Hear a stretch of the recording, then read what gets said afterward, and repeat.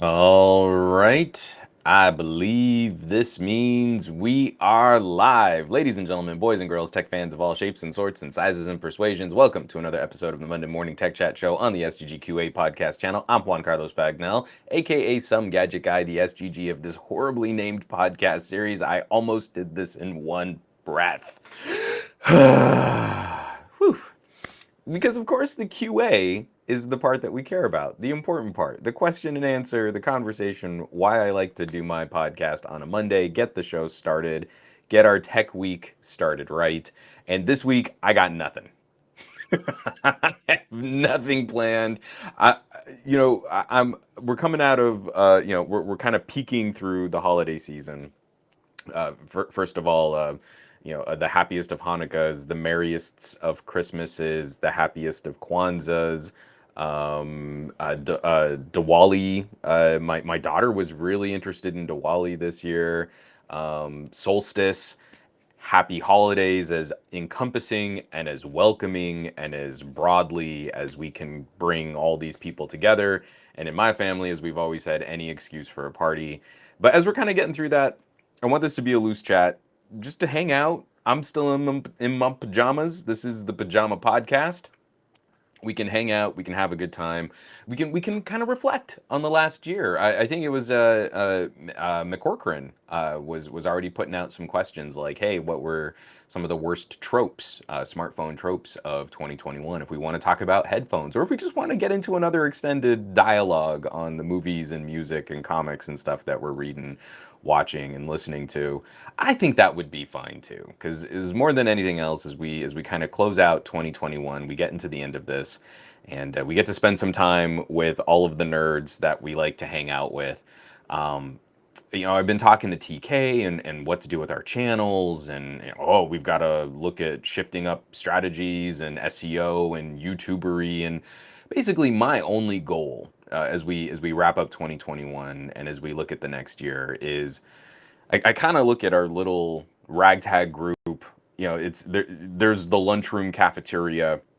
There's this one tiny little table that's just like, the nerd table. And I'd love for us to kind of expand and bring other groups to our table too. When I was in high school, I was a theater geek, but I was also a band geek. And I also ran cross country, played a little soccer, and it was nice being able to kind of draw people to other communities. Like, being kind of a jock, I was able to play jocks with theater kids, and then the theater kids with the band kids. And it wasn't like we were all kumbaya, but it was nice. A little cross pollination is nice, and I think it's one of the things that's facing our community right now is lots of people are leaving. We're not really replenishing our ranks, and there's definitely a sort of a quality of conversation that we can focus on to try and embrace that. But I'm preaching to the choir, because if you're catching a podcast like mine, then you've heard me kind of rail about that kind of stuff already. So, first of all, we just finished Christmas here. If you're one of those so inclined as to celebrate a Christmas, and I hope everyone had a lovely Boxing Day yesterday.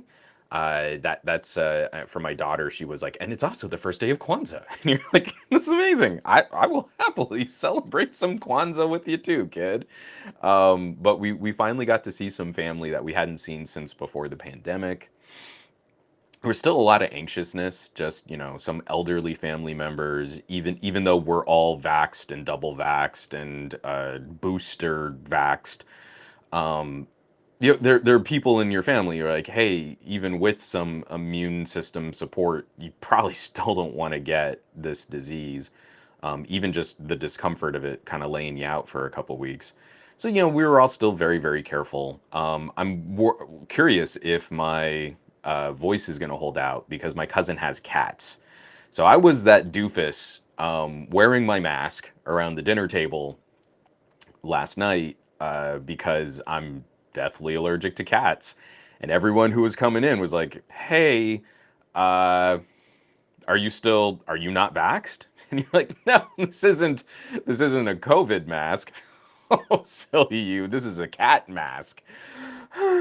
And it took a global pandemic for me to finally figure out, like, hey, if I would like to hang out with people in my circles of family and friends for more than an hour before respiratory failure, maybe I should try a mask. So I would like to thank the global community at large for, this pandemic, for me to finally click and realize, like, hey, cloth in front of face, block cat dander.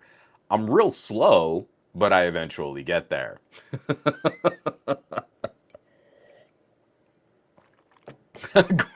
More people allergic to cats are being punished for a crime in a past life. Oh my god, I totally should. Andrew, you should Sharpie allergic to cats on your mask. I need to get some printed out. I'm absolutely positive I could get some of those done. That's hilarious.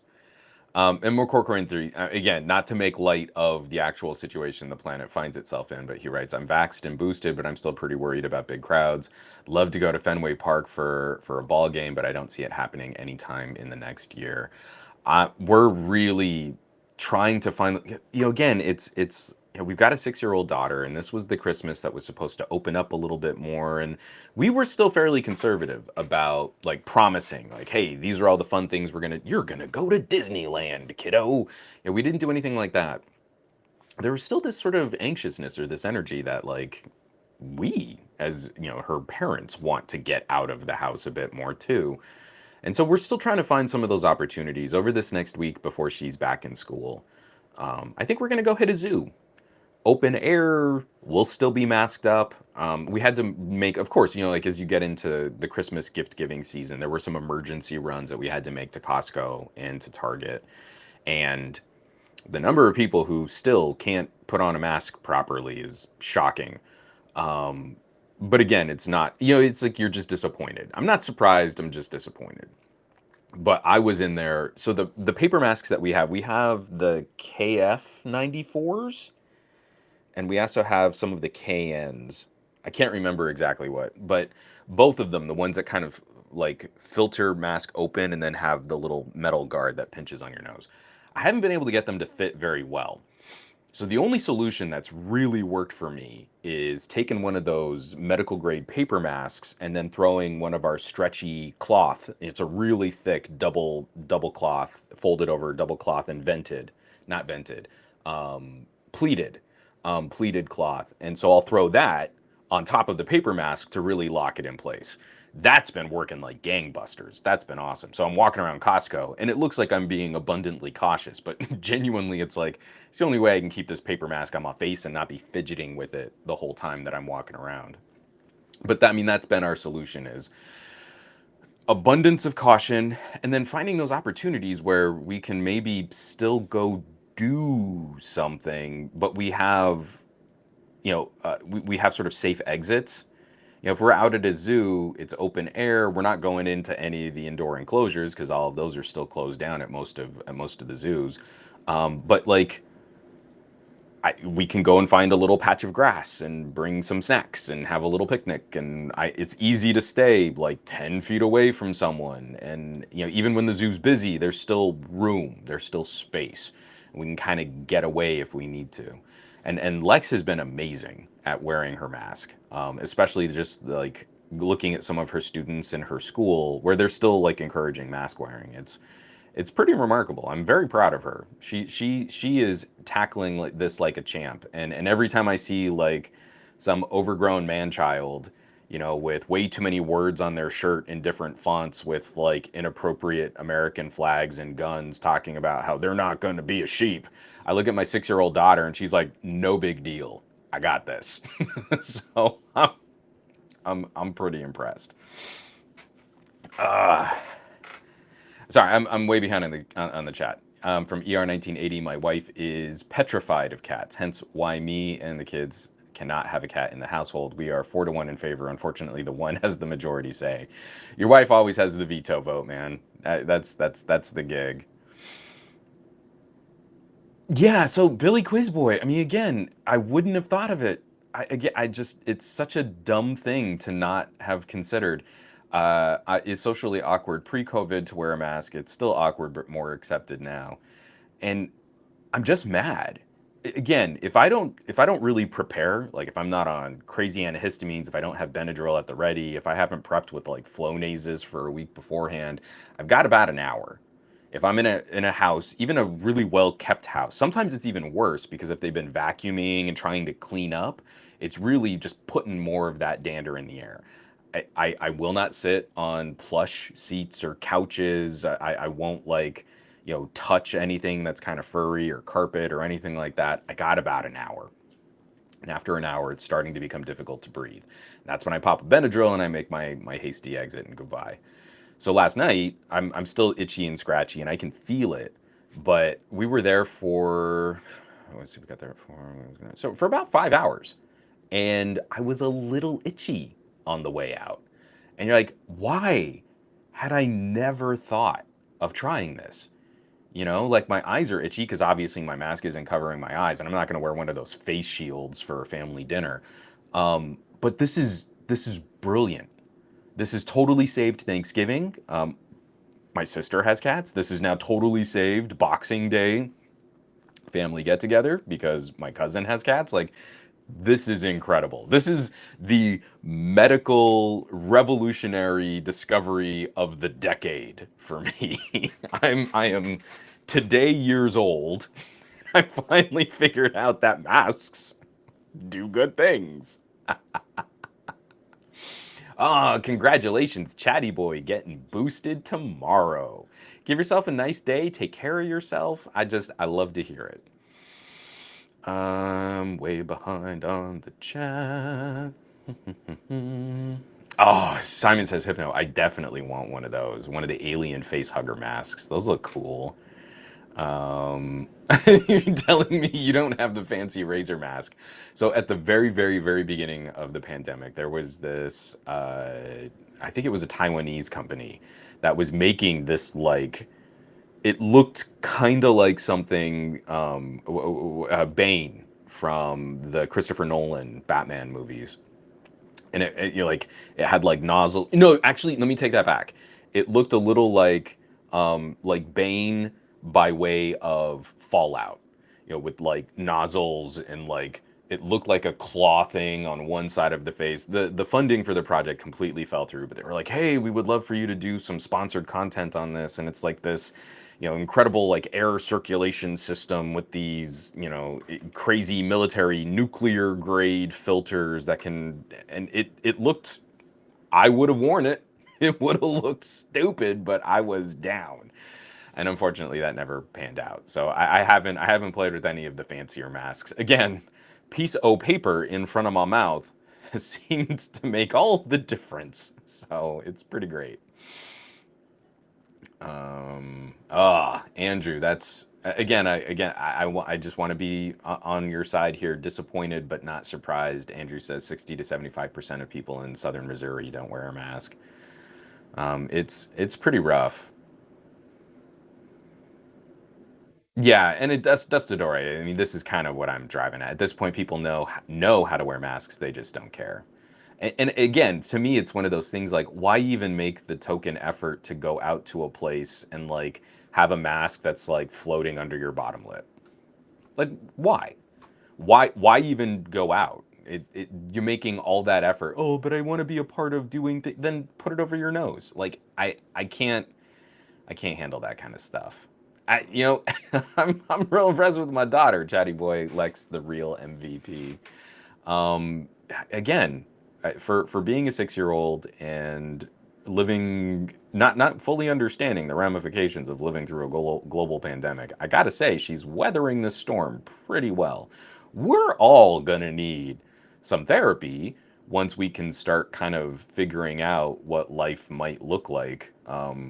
We need some good just sort of talk, getting our feelings out. We've been bottled up and cooped up for a couple of years. But when we reach out to some of her classmates and we can say like, hey, you want to do a play date out at a park, and the moms show up with you know hand wipes and sanitizer, and the kids are sort of token effort wearing a mask as they play around the playground. It's like, okay, at least in her little clique, her little school clique, they're trying, and that makes a lot of difference to me. Let me scroll down here.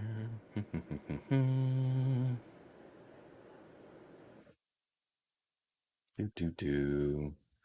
So ER 1980, I haven't been able to follow up with him. Anyone know if Matt Tyler is keeping well? As I read on his Twitter feed that he tested positive 2 to 3 days back. I don't know. I really need to follow up with him. I kind of tried to unplug as much as I could over the holiday season, but without like spamming him or anything like that. We should try to follow up and see how Matt's doing. I haven't talked to Matt in a little bit, and I feel bad about that, especially this time of year where you try to reach out to friends and stuff. I don't know.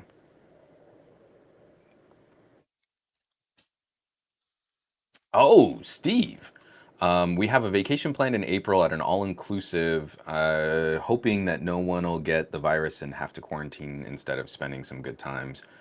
Like again, it's so creepy. We're trying to plan like a little family outing where we might go, just ride up the coast on a train, and it's so hard to try and think like even a month ahead.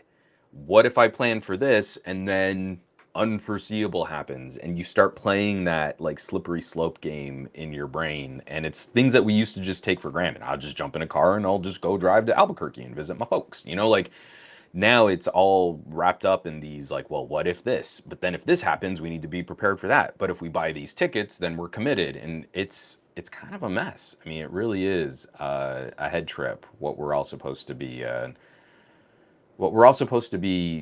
like attempting or trying to do to take care of each other.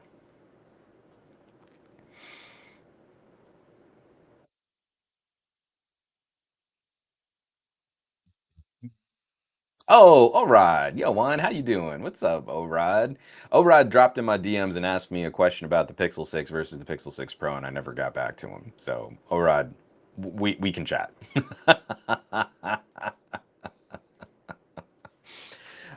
So yes, the happiest of holidays to you and your loved ones, and hopefully, again, if you're one of those who celebrate a holiday in which gift giving or exchanging is involved, um, I hope you all got all of the cool gear that you were hoping for. Sorry, I just saw this, Andrew. The best places to visit during a pandemic are ghost towns and abandoned places. I, I feel like the way Andrew phrased that is like, hey kids, you want some candy out of the back of my van? Like, what are you planning, Andrew? Yes, come visit this ghost town in Missouri. No reason. I won't be there with a machete. I feel like, we're just two baby steps away from like a purge happening, from those hilarious purge movies. I watched all of the purge movies over the break just to have like noise on while I was trying to wrap up scripts, and I got a couple videos out last week. Just like, these are ridiculous, and yet they could practically be documentaries of the future. I love it. Oh, Orad is ordering the Pixel 6. All right, so free of my influence. Um, yes, I feel like that's an appropriate phone for most people to buy. So well done, well done. Um, you can't tell me how to have a happy holiday, Juan. You're not my dad. And Dustador, until things calm down, I'm okay with staying home with eating copious amounts of tamales and watching the Wheel of Time. So we did do our the only tradition we've been able to hold on to are tamales on Christmas Eve. I racked up about 8,000 steps in the kitchen, getting my rice prepared, doing some pressure cooker beans, throwing some beans in the instant pot. Made up just a like get like a roux going. We actually had some actual like lard from another recipe that my wife did. If you've ever been to New Mexico, there are these kind of crumbly biscuity cookies called Bisconchitos, and they're a savory cookie, so they're made with like a really heavy lard, and you kind of roll them in cinnamon and sugar. We didn't really get the roll, the mix of cinnamon sugar, just like a little pinch of salt. We didn't get that quite right, but we nailed the cookie. And this is like a traditional cookie where every family has their perfect recipe for it, and everyone's different because it was made by little old ladies in New Mexico that would just like grab handfuls of flour and kind of mix things together until the dough felt about right, and then they'd bake them. Anyway, short story, incredibly long. We racked up a ton of action in the kitchen to have our sort of traditional New Mexican Christmas Eve meal, and it was really nice.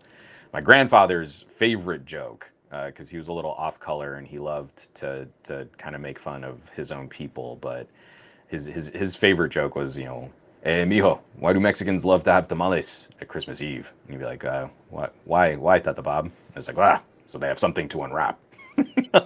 Okay, cool. You've been telling that joke for 20 years. So yeah, we still have two tamales left over, and then we've got a half dozen frozen. I'm debating whether or not I want to do tamales for New Year's or if I want to make like a big old pozole and get some hominy and some red chili in there and make it all nice and spicy. Regardless, as we get to New Year's, whatever meal we have will be hot enough to clear our sinuses because that's, I feel, the best tradition to have. Oh, Gary the fireman and who is this? And Orad Tech. No December update. I do not have my December update for the Pixel 6. So, it's good times.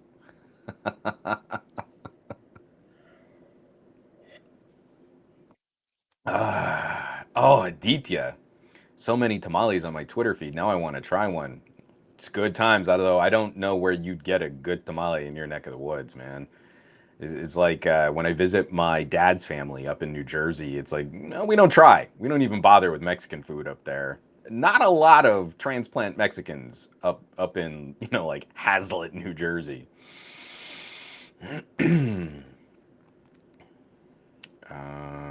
Oh, oh, Dave, I'm sorry to hear that. My parents caught COVID for Thanksgiving, so I'm missing turkey this year, you monster.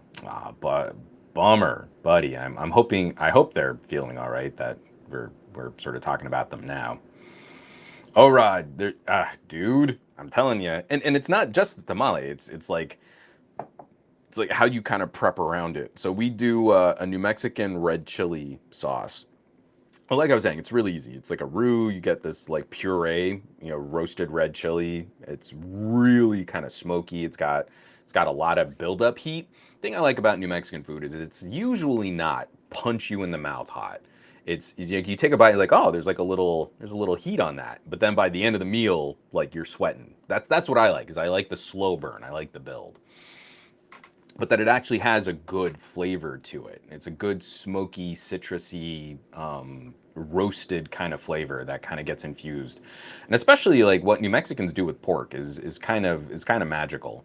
My grandfather does a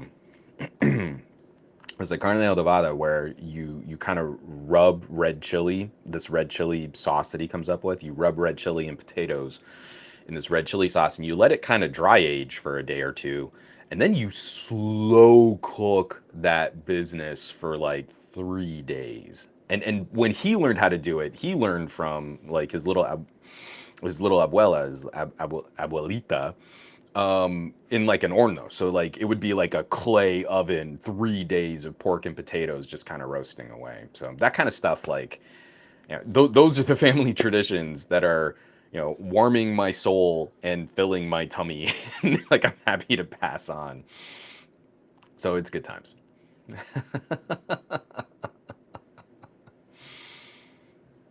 Oh, from Heiki, what New Year's plans do you have? So we don't have anything really festive. I think Marie and I are really looking to just spend a little quality time together. Just kind of keep the night really chill. We'll probably do what we did before, where we watch one of the earlier time zones fireworks feeds so that Lex can get the Happy New Year's and we can sing songs and we can put her to bed at sort of a regular time. Um, But then I think we're gonna camp out. For us, I think that's gonna end up being a movie night, lots of food. Again, just eating our way through all of our feelings over the last year.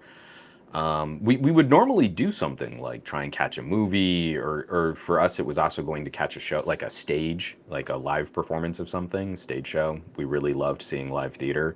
Those things just don't feel like they're that critical right now. So we're gonna keep our New Year's pretty chill. I don't know what anyone else might be trying to do, but for us, it's gonna be pretty easy. Hey, turkey curry. I would like to try a turkey curry. That sounds good. Snorkel. 505 Southwestern is your friend if you're not in Nuevo Mexico. Yeah, 505 represent. Now, I wasn't Southern New Mexico. I was 505 like Duke City. I was a Duke City stomper, especially back in that like weird mini revival of ska and punk. But yeah, uh, yeah, 505 for life. I know they have another area code now, and I don't even know what it is because it's not even worth knowing because 505 is all you need to know. Man. Oh, Gary the Fireman. Matrix 4 was surprisingly good, and Don't Look Up was also better than expected on Netflix. So I've made it through Don't Look Up. The presentation is phenomenal. The writing is savage. The characterizations are spot on. The acting is exquisite, and it is just not a comedy for me right now. Like it's hitting way too close to home, and you're like, yeah. Unfortunately, this feels like Idiocracy. It feels like it's something that will become a documentary, not a piece of satirical media. But I'm not going to dig too much into yeah from Fat Produce and from Boing Bite for Spider-Man and for Matrix 4. I'm not going to dig in too much. Marie and I are going to watch Matrix tonight, and then I still need to figure out what we're going to do about Spider-Man because it'll be horrifically ruined for us by the time we can like rent it.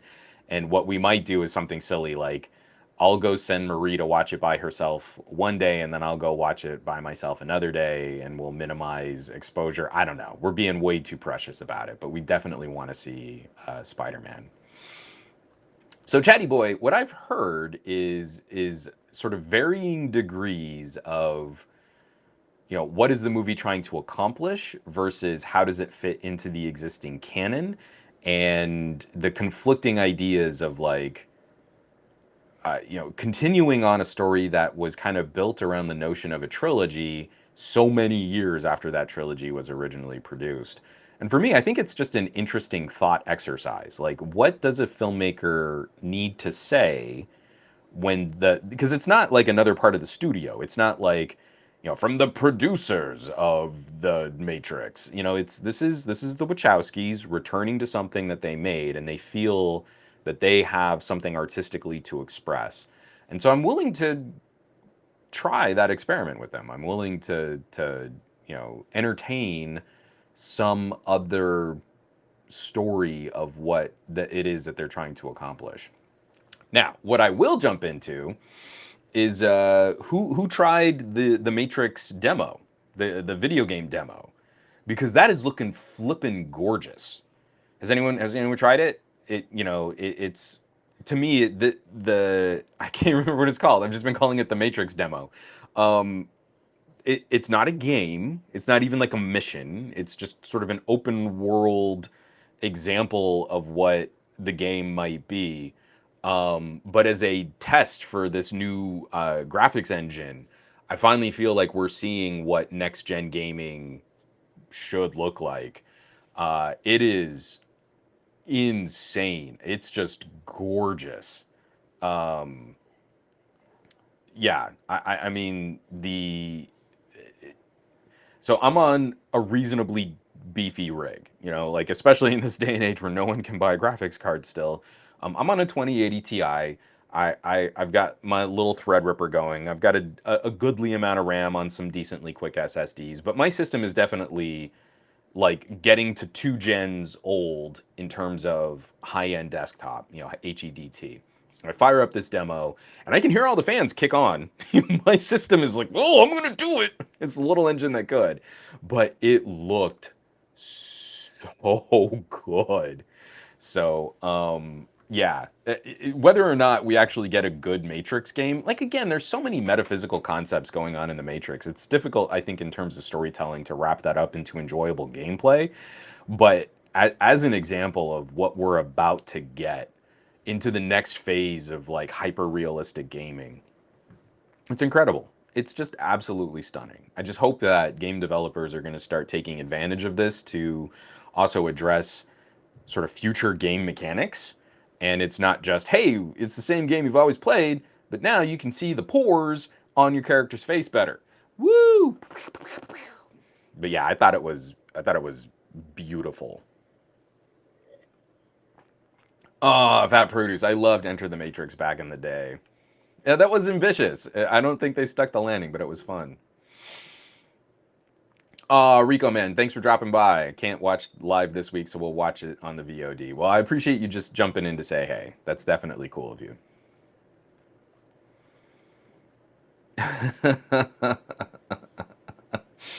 Dave Burns, just Ready Player One me, so I never have to look at real people ever again. Oh, and everyone give Dustadore an F in the chat. My non-working MSI laptop has a 1060. 1060 is still a solid GPU. So here's, I mean, like I've told this story before, and apologies for everybody who's heard it, but yeah, I've really tried to shut my face about the challenges that people, even the challenges that I'm facing when it comes to some of the things that I want to do with tech, how obstinate I've been. Like we don't have a PlayStation 5. PlayStation 5 isn't like a terrible purchase for us. We could probably, I mean, again, it's an expensive entertainment purchase, but we could make our budget work to just go grab a PlayStation 5 at these ridiculously inflated prices, and I refuse. I'm not really hunting for one very aggressively, but if I happen to stumble on some stock at MSRP, I'll grab a PlayStation 5. Hasn't happened. It's a casual entertainment box for us. We're not hardcore gamers. We'd like to have one. Haven't landed one. Not a thing. And I got to tell you, as our PlayStation 4 has aged and as more games are kind of coming out, I mean, they're coming out for both platforms, but we don't want to buy too heavy PlayStation 4. Some games aren't really getting the same kind of treatment with upgrades, or, oh, you can buy this additional thing that will upgrade you to the PlayStation 5 version. It's kind of a headache. So I've kind of gotten my wife a little bit more into PC gaming. And we have the Intel Nook. So we've got that last generation Nook Extreme, the one that's the bigger box that you can actually put a mini GPU in. And right before the pandemic kicked off, just to get the box working, I landed a 1660 Super. And you're like, I'm spending just a little bit more than MSRP, but I just need something in this box right now. I'll probably swap it out, get like a 2060, something like that later on. And I just, for the whole like first couple months of the pandemic, I was just trash talking this box because like it's not really what I wanted to build, but it's just what I had access to. And I got this really kind of emotional DM from someone, probably someone who doesn't want me to mention their name, but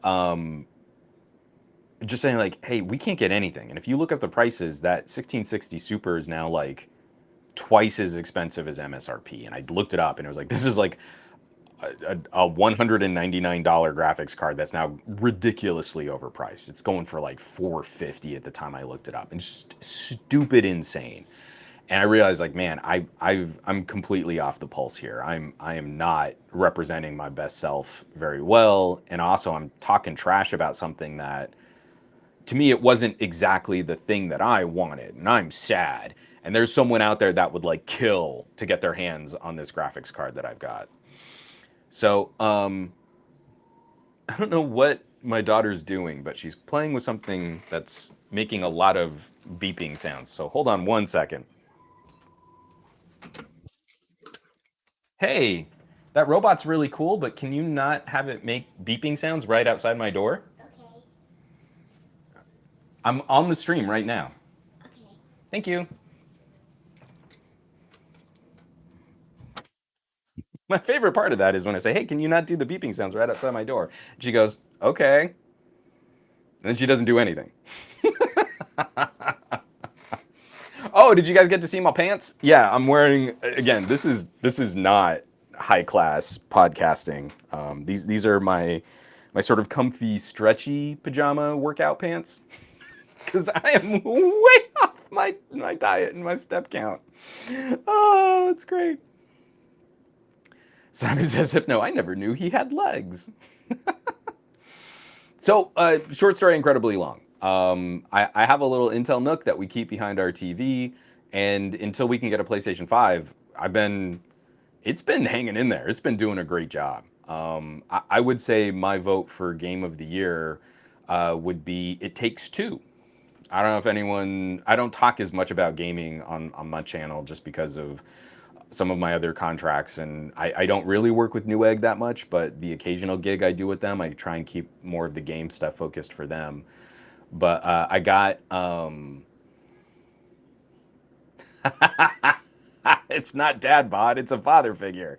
I am so soft around the midsection right now, man. Whew, I have got to step up my cardio game. It's pretty rough. Ah, yes, absolutely. If Lex was playing with the Optimus Prime robot that transforms with the truck, you reckon he would have ignored us and played with it? I would have brought the camera out if we had that thing. I mean, hey, this is what we're doing here in our household. Autobots roll out. And It Takes Two is so good. So my wife is not into kind of current games. Like she does not play first person shooters for any with any seriousness. She's kind of occasionally I'll get her to play like something arcadey. But her jam is kind of Nintendo to Super Nintendo era gaming. And then after that, she'll play like a couple of those casual solitary kinds of games. Not literally solitaire, but like dots, or we'll back and forth on some Boggle. I love playing some Boggle. And then our main sort of competitive jam is Tetris, where she's become a pretty decent Tetris player. And so the updates, not just Puyo Puyo Tetris, but the update for Tetris Effect, so good. The multiplayer on that is such a great tournament style. You don't send garbage to the other player. It's just who can kind of rack up the score, and your score increases and decreases based on your opponent's score. Tetris Effect is flippin' phenomenal. But I get It Takes Two, and I say, hey, I just want to try this with you. And thankfully, she was game. We haven't rolled credits on it yet, but it's just it's funny and it's charming, and the characters bicker. It's a husband and a wife, and they get turned into these dolls, and they have to work together to try and reach their daughter so that the magic of this can be kind of sort of counteracted. And the gameplay is beautifully built on co-op mechanics. So, one character gets a nail gun and the other character has to do platforming and like swinging and jumping, and it's great. And you find like as two people playing the game, you start kind of bickering like the on-screen characters. Like, I shoot all these nails and they miss a jump and you're like, "Ah, we got to start all the way from the beginning again. Okay, when you time this jump, make sure you angle or turn the camera or do this." It's so good. So, the little Nook tackled that fine. I mean, it's 1080p gaming on our 4K TV, but it looked good. It played beautifully. It was super smooth. It's that kind of jam where I want to share more of those experiences and get Lex into some of that stuff too. So I went back through my old catalog. I've said this before. Lex really doesn't have much interest in controller gaming. She loves button mashing on like Street Fighter 2, but more just because like the characters are silly and wacky, and she like loves it when Blanca electrocutes someone, or when E Honda does the thousand hand slap. She's not really playing. She just likes it's a cartoon spectacle. She's good for about 2 rounds, and then she's done with the game. So we just started reading Harry Potter, and I remember like, oh, one of those games I never installed in my Steam library are the Lego Harry Potter games. So we installed that on the Nook, and I put the controller in her hand. I don't tell her anything. and the opening title crawl, the opening splash starts up, and she's super confused. Is this a game or is this a movie? Because she's seen like the Lego movie, so she doesn't even know. And, like, we finally get into the Diagon Alley, and she moves the stick, and little Lego Harry goes running after her, and I'm Hagrid, and I'm running behind her, and we start co-oping. Like, you've got to get up there to save that kid, so I'm gonna use Hagrid's magic umbrella to move this thing up, and then you can jump off that thing. And she finally started playing a video game. And I'm so excited. It's just, I can't tell you just how incredible that was.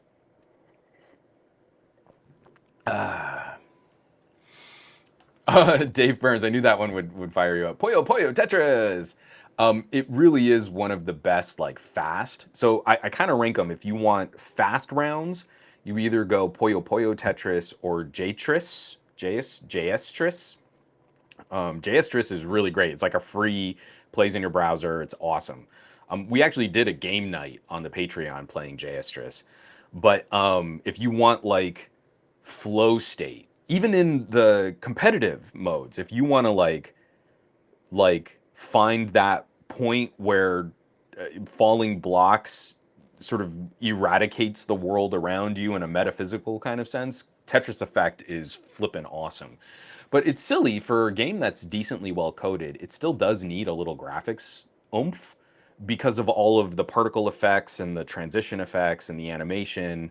It's not as simple, which means it needs just a bit more juice. Like on some of those little teeny mini small form factor PCs that I've played with, you're not going to get Tetris Effect working. But if you've got something that at least has a decent integrated GPU, somewhat current or GPU, it'll at least look pretty good there. It, I just, again, Tetris is just going to be the forever game in our family. I've been playing Tetris since it was invented. My mom has been playing Tetris since it was created. I absolutely adore it. Oh, McCorcoran, I mean, it's not a bad plan. I like to be a few years behind on video games, so I never have to pay more than like 20 bucks for one, and usually much less than that. And if you've been keeping up with the Epic Game Store, yesterday's game was Control. And for a free game of the day, I mean, I already had it in my Steam library, and so no, I had the original, the first, like, before any of the expansion seasons, whatever. I had that in Steam, and then I bought it again on a sale for Good Old Games for GOG, and now I've got the core version of Control again on the Epic Game Store. So those types of, like, you go just a couple years old, and not only will you find like these incredible sales, but like sometimes they'll just give you the game. If you've never played Alien Isolation, that's constantly in rotation for these like free game of the day, free game giveaways. Um, Steve, I wanted to kick the book in the butt. The book is so annoying. Sorry, I'm talking about It Takes Two. Like, it's the worst part of the game, and my wife and I hate whenever it shows up. But you're also like, yeah, you know, it's a part of the game. Oh, see this. Oh, okay. If Tetris doesn't look good on a 4K TV, I think your TV is broken. Yeah, it's more just we're finding those really great gaming experiences, and we're trying to share those gaming experiences, and thankfully, quite a bit of this isn't dependent on having like a stupid expensive PC behind our TV. But again, what the compromise is most of the time I'm only kicking up graphics to 1080p. Surprisingly, there was 4K resolution output for the Lego Harry Potter games, and those are playing buttery smooth, like 60 frames per second. The frame rate never drops. The 1660 Super is doing a monster job on that older game, pushing out more pixels, but it's not as graphically demanding. But yeah, I was really impressed. Like that little box, you can hear, again, you can hear those fans going, but it's hanging in there. Did really well. Sorry, I'm way behind on Oh, it's Thexy Pat. Yeah, the Lego games are fun. The Harry Potter ones were the first confusing ones, I think, because they went heavy into open world concept in that one. Yeah, instead of the more linear missions of the Star Wars games, which I'm gonna have to try Lex on. I don't know if she'll like the Lego Star Wars games, but because of Harry Potter and her penchant for fantasy, she's super into the Harry Potter Lego games. Oh, Dave Burns, thank you. I couldn't remember. Yeah, JavaScript Tetris equals JS So it is JS. I'm telling you, if you want to just jam with your family and friends, free, plays in a browser, which means it'll play on anything. My wife plays it on her phone whenever we do this. But JS and Discord, and you will have a super fun time talking trash in super short rounds of Tetris. So again, like Puyo Puyo Tetris, I mean, the rounds can last for a while if you get really good at clearing garbage and you can send garbage back to the other player. But JS after I don't even know how long it is. I want to say it's like 2 minutes of a round. They start artificially bumping up the garbage that you can't clear, and so then you'll eventually time out, and it's based on how many people are still around, and then your score, lines cleared, all of that stuff. And they're so quick, it's such a fast round that you can, and you can have, I think, as many as 20 people. Someone please correct me if I'm wrong there. I think the rooms are really big though. So I'm a huge fan of JS. It's an amazing project. Yeah, Nick Fell. Prey was the game before. I can't remember what the game was today. I already got it, and I can't remember. Some mage top down, looks like some sort of action RPG. It looked pretty good. I just can't remember what it was. So yeah, well, it's not important. You go to Epic Games, you can grab it right now if you're listening to this. Because I'm old. Dave writes, Juan has been playing Tetris since the Soviets tried to propagandize the youths of America, comrades. Yeah, kinda. Seriously, like it was one of those shareware. We got it on a floppy. We put it into our 8088, and I, what was I? I think I was 7, maybe 6, when we got it. So I've been playing Tetris for a number of years. Someone else can look up when Tetris came out and apply that to what I just said, how old I was.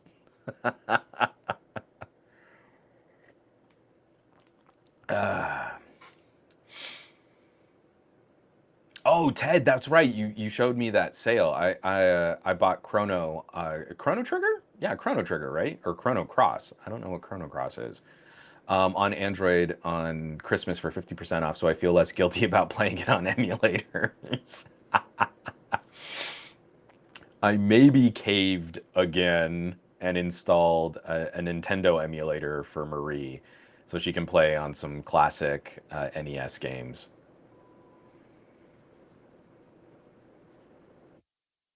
So, all Greg, I haven't tried Lex with anything like Minecraft yet.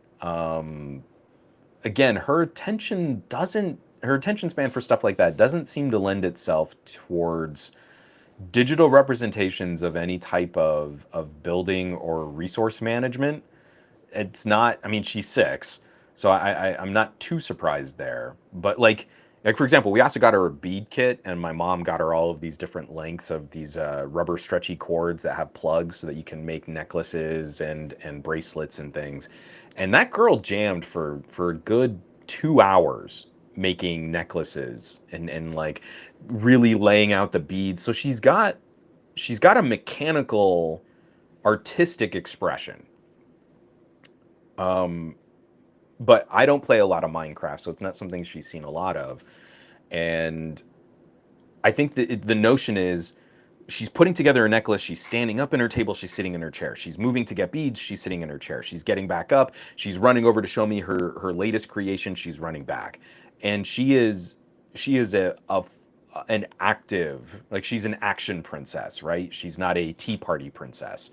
And so I feel like a part of it is whenever we do video game, she's got to sit, and she kind of can't sit. And that's like she just needs a little more maturity. She needs a little more time to kind of like, oh, this is the thing. And when I really get my fingers going, stuff is happening up there, and I can like invest in what's happening up there, and I don't need the physical activity to try and bleed off this excess energy. The brain is more engaged. We that's the one little hurdle we can't quite get over.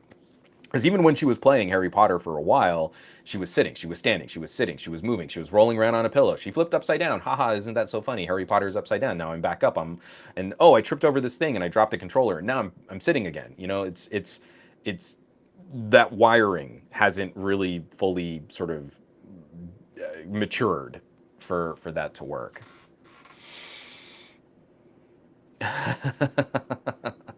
DJ, he said floppy. Oh yeah, we did. We had it on a 5 1/4 floppy that we copied from one of our neighbors because we were nerds, and I love it. The question is from a DTNL. The question is, how well does Lex manage her ammo while whooping up some good old Covenant ass? Very poorly. She is a spray and pray kind of shooter. From the few times I've actually managed to get her to play something more like, for me, my jams are twin stick, arcadey kinds of games. If it's Gungeon, if it's any of the 10-ton games like Tesla versus Lovecraft or Tesla Force or Neon Chrome. The few times I've gotten her to try and play something like that, it's just exhaust ammunition and I'm empty. It is as as aggressively fast as possible. So, and I finally did. The game isn't even finished. I mean, you think that's one of the frustrating things. This is one of my favorite all-time developers, but 10 Tons. Earlier in the year, they put out a game called Tesla Force, which is a sequel to Tesla versus Lovecraft, and it's top-down, twin-stick, arcadey style shooter, but they made it more of a deliberate roguelite. So the whole point is you're going to die a lot as you build up your resources and your power-ups and all of that mechanic. You have to unlock a lot of things as you kind of move through this map of missions, and the map changes every time you die. But I rolled credits on cycle 4. Every time you beat the whole entire map, you get a new cycle and it gets more difficult. The enemies take more damage, they put out more damage, and you've got to manage resources a little bit better. And so I got through the 4th cycle and I'm like, oh cool, well what happens now? And it's just you're done. And you're like, that kind of betrays like the roguelite. Like you're supposed to give me some kind of end game now that I've done all this stuff, you know, kind of like Dead Cells.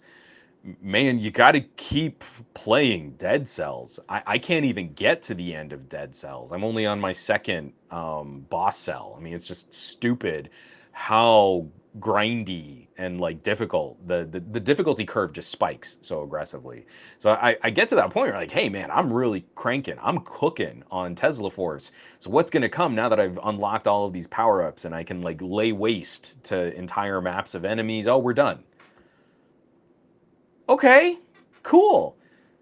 I guess a patch will be coming soon. Oh, Gabaletta. I definitely need to do this. So my daughter, so Gabaletta writes, maybe get her one of those dancing games. My daughter drew one. I don't even know where she's seen one, but she gets out one of her oversized art pads and she draws this big square and then she divides it into 9 squares and then she puts these arrows in the squares. And I'm like, what are you drawing? And she goes, watch. She throws it on the floor and then she starts like just stomping all over it. And you're like, how did you even know about that? I've never taken you to an arcade. We don't have one of those pads. I know you've seen it in a show or in a movie, but like she how do you even know how do you recognize like that's a what? So yeah, she's soaking this stuff up like a sponge. Once she's grown up a little bit more, I think one of the fun things will also be introducing her to VR titles. Like I would love to get Beat Saber in her hands. I think she'd really dig on Beat Saber, but her little eyes and her little ears are just a little too young to pull that off. Oh man, Ori. Ori and the Blind Forest is a beautiful game. Um, I kind of fizzled on. I mean, like the whole cat. So all of these really great indie games. I fizzled on Hollow Knight. I really need to go back and finish Hollow Knight. Again, just another one that just like keeps you just keep going. The Hollow Knight lore is incredible. Ori is flipping phenomenal. Um, what was the other one that I was? I guess I said Gungeon, so I was playing a lot of Gungeon for a while. Um, yeah, yeah, it's just good times. Sorry. Gabaletta, my daughter loves Just Dance and Dance Dance Revolution. I mean, I love Dance Dance Revolution. And again, considering my current state of overeating for the holidays and eating my feels for the pandemic, I could use a little bit more Beat Saber and Dance Dance Revolution in my in my life right now. I don't know. I feel like I was too. Aditya Anil 1, you merely adopted the danceness. Lex was born into it, molded by it. Considering I've got 8mm footage of my grandparents in their early 20s dancing the jitterbug, I kind of feel like I come by this genetically too. So I think I'm doing okay. And I think I have just passed on the legacy of the danceness to my daughter. So. Oh yeah. So yeah, Hollow Knight is pretty hardcore as a Metroidvania, same as Enter the Gungeon. Um, what's the other one? I because it just came out with a sequel too, and I haven't. I got the sequel and I haven't fired it up. I'm so way behind on it. Axiom, not as good as Metroid, but just so in that vein of Metroidvania. Axiom, I had a lot of fun with Axiom. So I really do need to spend a little bit more time on that second one. I think that's if we're going to sum up 2021, it's because I don't talk about a lot of my gaming on my tech channel. It's like yet another thing that would then turn a hobby into work, and to the detriment of my channel because YouTube does not like it when your channel's too broad. You know, if I talk about audio stuff, my channel metrics drop, and then I need to only talk about Samsung for a week, and then my metrics climb again. It's such a mess. I'm actually thinking about making these little ads into my videos, and not just like, hey, make sure you like and subscribe and smash that bell icon. I'm going to make ads talking about, hey, I don't want to have to make 6 different channels, and I still put all my videos into um, playlists. If you remember, YouTube used to be our solution. So if you only wanted to hear me talk about audio stuff, I've got an audio playlist. Let's say you only want to watch videos about Google phones, like Pixels. I've got a playlist. And I want to see if I can like go back into old YouTube foo where you could make like RSS feeds out of your videos and just say like, if you really do want to subscribe, throw this RSS feed into a podcast catcher and you will legitimately get notified whenever I have a new video. And then it won't matter if you smash that bell icon. So, yes, Hollow Knight. But again, it's like I can't add gaming to my channel, but I was really strongly considering like let's plays and stuff because the thing I was really critically most excited for in 2021 was Steam Deck. Like all these games that we're talking about. Oh, Bloodstained. Thank you. That's another game I got. I've got it, and I haven't played it, and I need to play Bloodstained. Um, I I uh, I was really looking forward to checking out a lot of these games that I've just never even fired up. And you know, Steam Deck, it was in my brain. It's like this is the perfect delivery mechanism for me to try and get through a bit more of this game catalog that I've just never touched. And some of these games, you know, like an Axiom Verge 2, that seems like in my brain that is the perfect way to play a game like that, kind of Nintendo Switch style. And it just crushed my heart. I mean, I was, because again, the way that it happened, I've told this story. I'm just repeating myself here. This podcast is all about Juan telling all the same stories that you've already heard.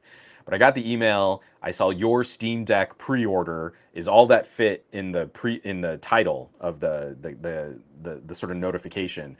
I just got lit. Like, they're gonna tell me they finally charged my credit card. My Steam Deck is on order. It's on its way. And then I finally open the email and it's your Steam Deck order has been delayed. And you're like, oh, no, gutted me because it was so excited and then immediately crushed. So yeah, McCorcoran, Steam Deck was supposed to be out by now for the first batch. Now the first batch won't ship until February. And even though I did get my pre-order in the first day, my Steam Deck is now scheduled for like Q2 2022. So I probably won't get mine until like April at the earliest. And it just kills me. I'm just so sad that that's where we got. So Nick Fell, I completely agree. So man, I wish we could subscribe to specific playlists. I've got creators who I really only want to see a fifth of their content. I am that creator. I am that guy. I don't want to have to make a separate channel for headphones and a separate channel for my tech talks and my explained videos and a separate channel for my podcasts. And genuinely at this point, it seems like YouTube wants us to have a channel that only talks about Apple and only talks about Pixels and only talks about Samsung Galaxies. Like, I can't. I'm not going to make a separate channel just for OnePlus phones. Like, it's such garbage the way that they've completely mangled what their platform used to be.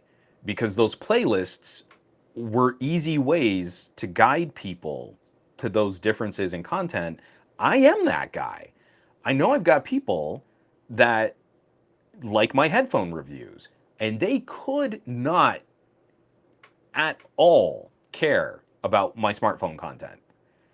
That's a much smaller community of my subscribers, but they're not tuning in regularly to catch my other stuff, which overall hurts my YouTube metrics and encourages YouTube to not give you notifications when you do smash that bell icon. Because if you follow me because you want to hear what I have to say about smartphone cameras, you're probably not going to care about me talking about, hearable quasi hearing aid Bluetooth earbuds. So that just guts me that YouTube has completely devalued all that.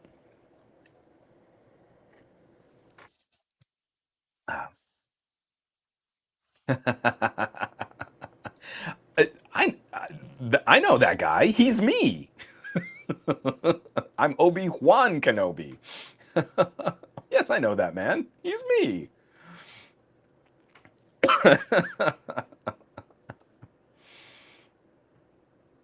Oh, see, I mean, and I love this. McCorcoran writes, there are lots of channels sprouting up that are simply about wired IEMs. I want that community to be broader. I want more people engaged with this.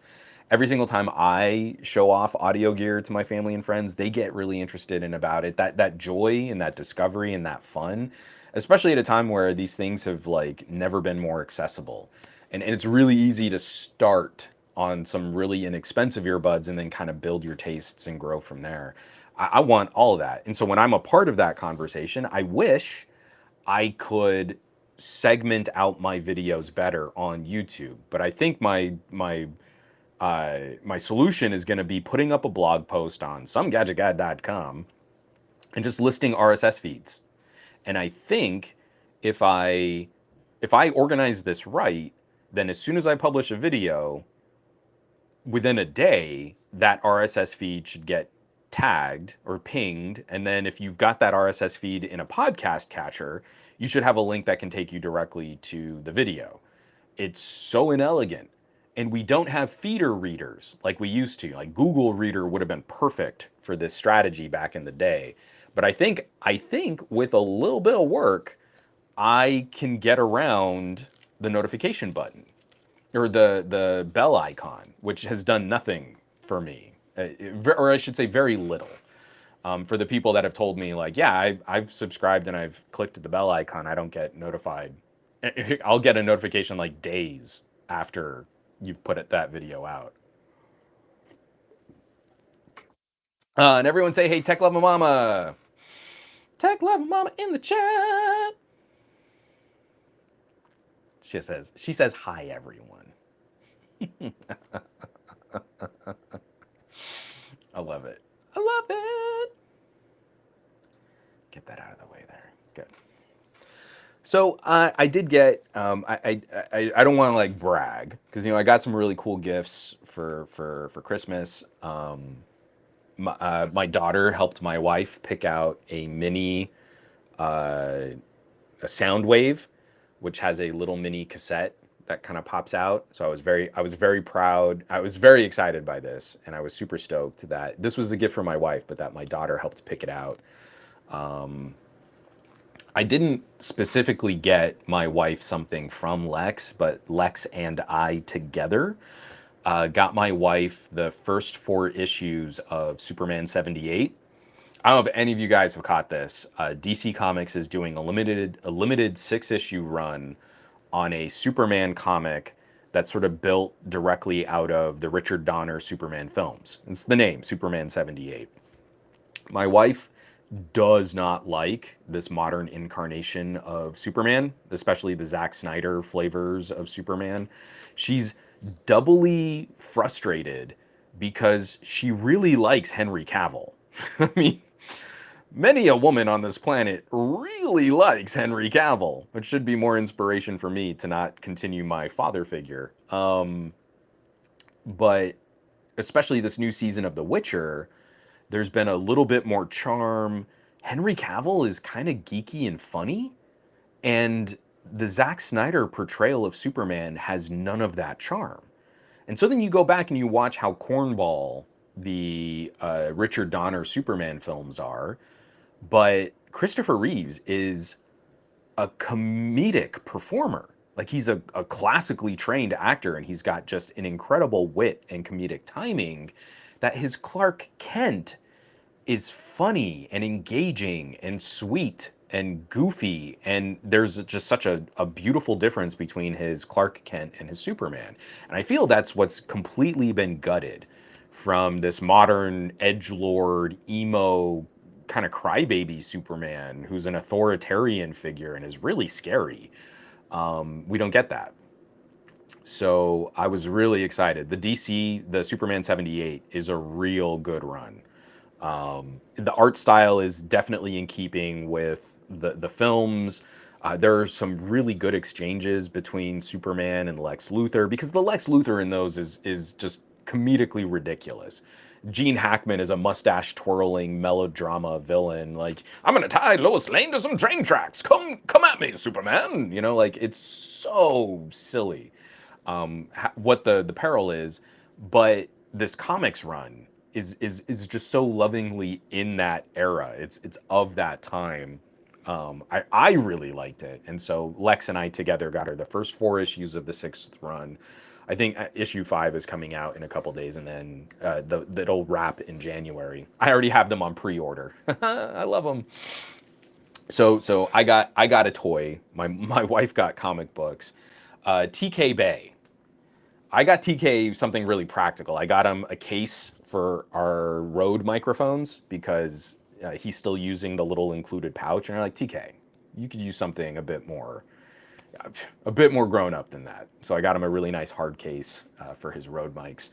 But TK got me something that will absolutely live on the shelf behind me, yet another sound wave. So this is the Pop, the Funko Pop sound wave, which is really going to wig out my NVIDIA software camera right now. And so I've got another sound wave that needs to go up on the shelf behind me. Flippin' love this. And then he's in the chat right now, and I gotta throw him the shout out because I got him a scarf. I got Andrew a Star Trek scarf. I'm thinking I'm doing pretty good. Andrew got me a ridiculous trackball. Like, this thing is rad, a little Bluetooth trackball. So Christmas was very happy in this household, and I cannot. I'm gonna have to set this up. Like, I might have to get rid of my mouse for a little while and give this a run. But it's wireless, both 2.4 gig and Bluetooth, and like I think this is now just my de facto go-to travel solution. Because I hate it, like you show up at a hotel and like I've got a mouse and a keyboard and I can't really move anything because this desk is so small. And now I can just plop down this trackball and go to town. So I'm really stoked about that. Dave Burns, TK and Juan are buds IRL. It's so wholesome. We were shooting each other like messages over the holiday, like, dude, look at this! I just got this present. Oh my gosh, that's so great! Merry Christmas. Yeah, he's my buddy. I really like, I like having friends.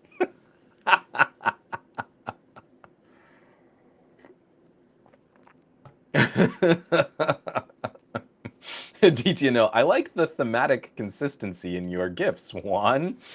Yeah, I'm an overgrown man child, and I think enough people have sort of figured that out. I gotta say, like breaking from all that, my sister got me these really beautiful blue Adidas. So I got some nice kicks. I need to start breaking those in. But yeah, it was a good haul. I mean, give me. I gotta catch up on the chat again. Get that down. Oh, from Gabaletta, replying to Tech Love and Mama. My girlfriend doesn't like Henry Cavill, which is weird because she likes the Witcher series. I think again, I gotta say, well, first of all, my wife and I we used to work in casting. So I'm just going to put it out there that we've got excellent taste in actors and performers and whether or not we thought someone was a good fit for an ensemble, we're very learned. Um, because of how much she viscerally hated Man of Steel, I think she had kind of written Henry Cavill off. And then there was some early film that he was a part of, and now I can't remember what it was. She went, "Oh, wait a minute, but he's so much fun in that old movie. What's going on with Superman?" And then Witcher comes out, and I'm very tentative. Like, this is a Henry Cavill joint on a fantasy property that you have no relationship to. And I am not well versed in the Witcher series. I played Witcher 3 a little, and that's all I've really gotten into. And so we watched the first season and like, oh, we're digging this. This is fun. And then season 2 fires up, and they actually give Henry Cavill more to say and a bit more to like kind of do as this character. And I'm digging it. This is awesome. And so now she hates the Snyderverse even more because she likes Henry Cavill in these other. Oh, and the other one is the Sherlock Holmes. It's like the sister of Sherlock Holmes. I can't remember what the name of that movie is, but Henry Cavill's in that, and he's enjoying this role, and this role is fun. And again, it's kind of goofy, and it's interesting, and he's doing fun things with it. He's a good performer, and then his Superman is such a stick in the mud, and you're like, yeah, it's not the actor. It's not Henry Cavill. Henry Cavill could be having way more fun with this. So her sort of emotional reaction to Man of Steel was already like in the gutter. Like she hated this film.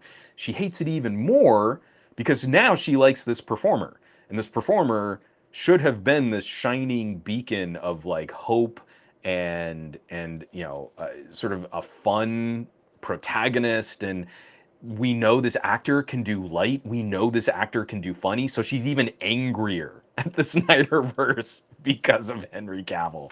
It's great because she really she really holds on to this grudge. It's pretty funny.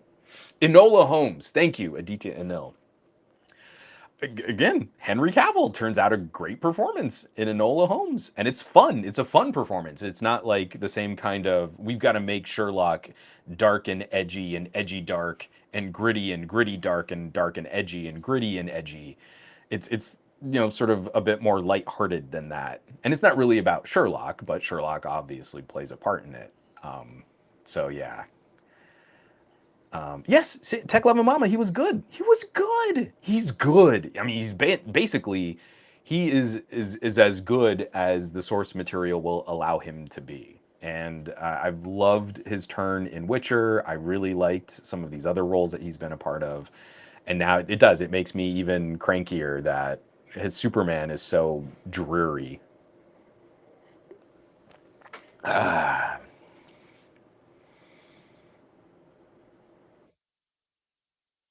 Aw, tech loving mama.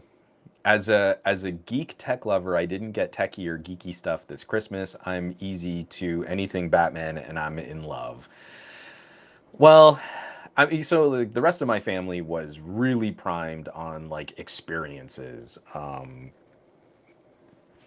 My brother has offered to pay for a train trip. So like if we get on a train and we get ourselves like a little sleeper car and we just like go up the coast, or we go travel out or something like that. That was his gift.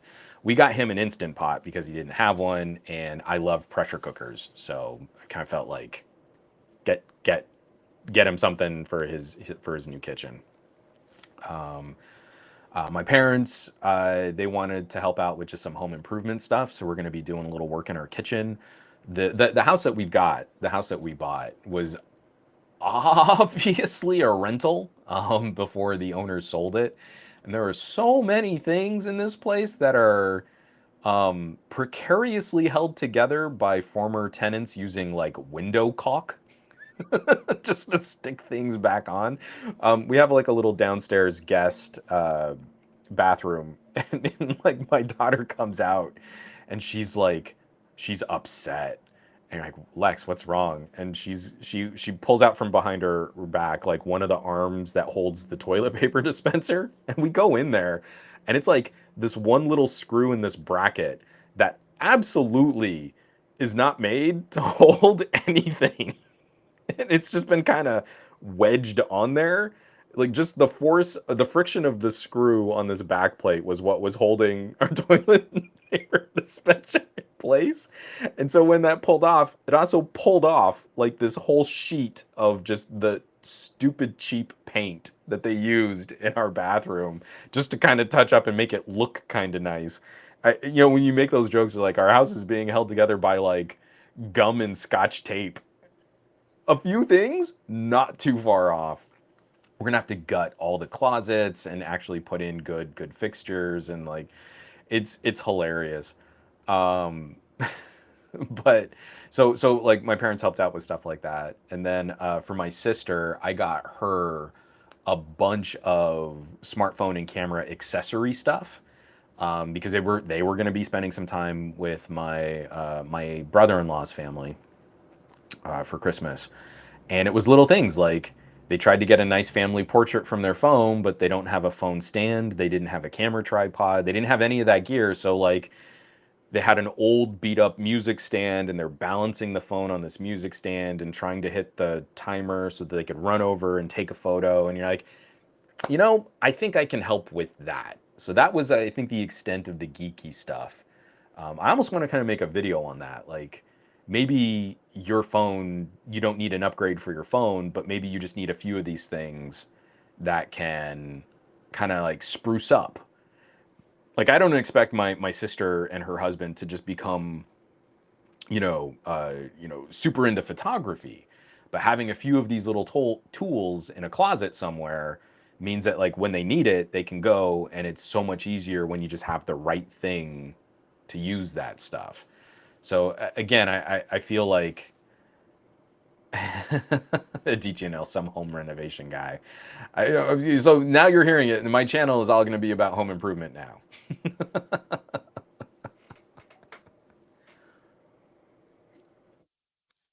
Uh, ooh, Tech Love and Mama got her hubby the Liberty Pro 3s. Those are some great earbuds. I feel you have accomplished your wifely duties for gift giving. That is excellent gear. Ooh, Simon says Hypno. Also some good audio gear. I spoiled myself with the Asus ROG Strix Go Bluetooth headphones as they were on sale. Very nice. I heard those they get nice and thumpy. Dave Burns.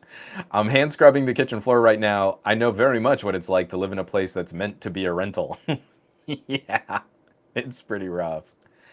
Um, Ooh, from Russ, a gimbal. Yeah, those are fun too. A gimbal helped a lot for me. A tripod will do also.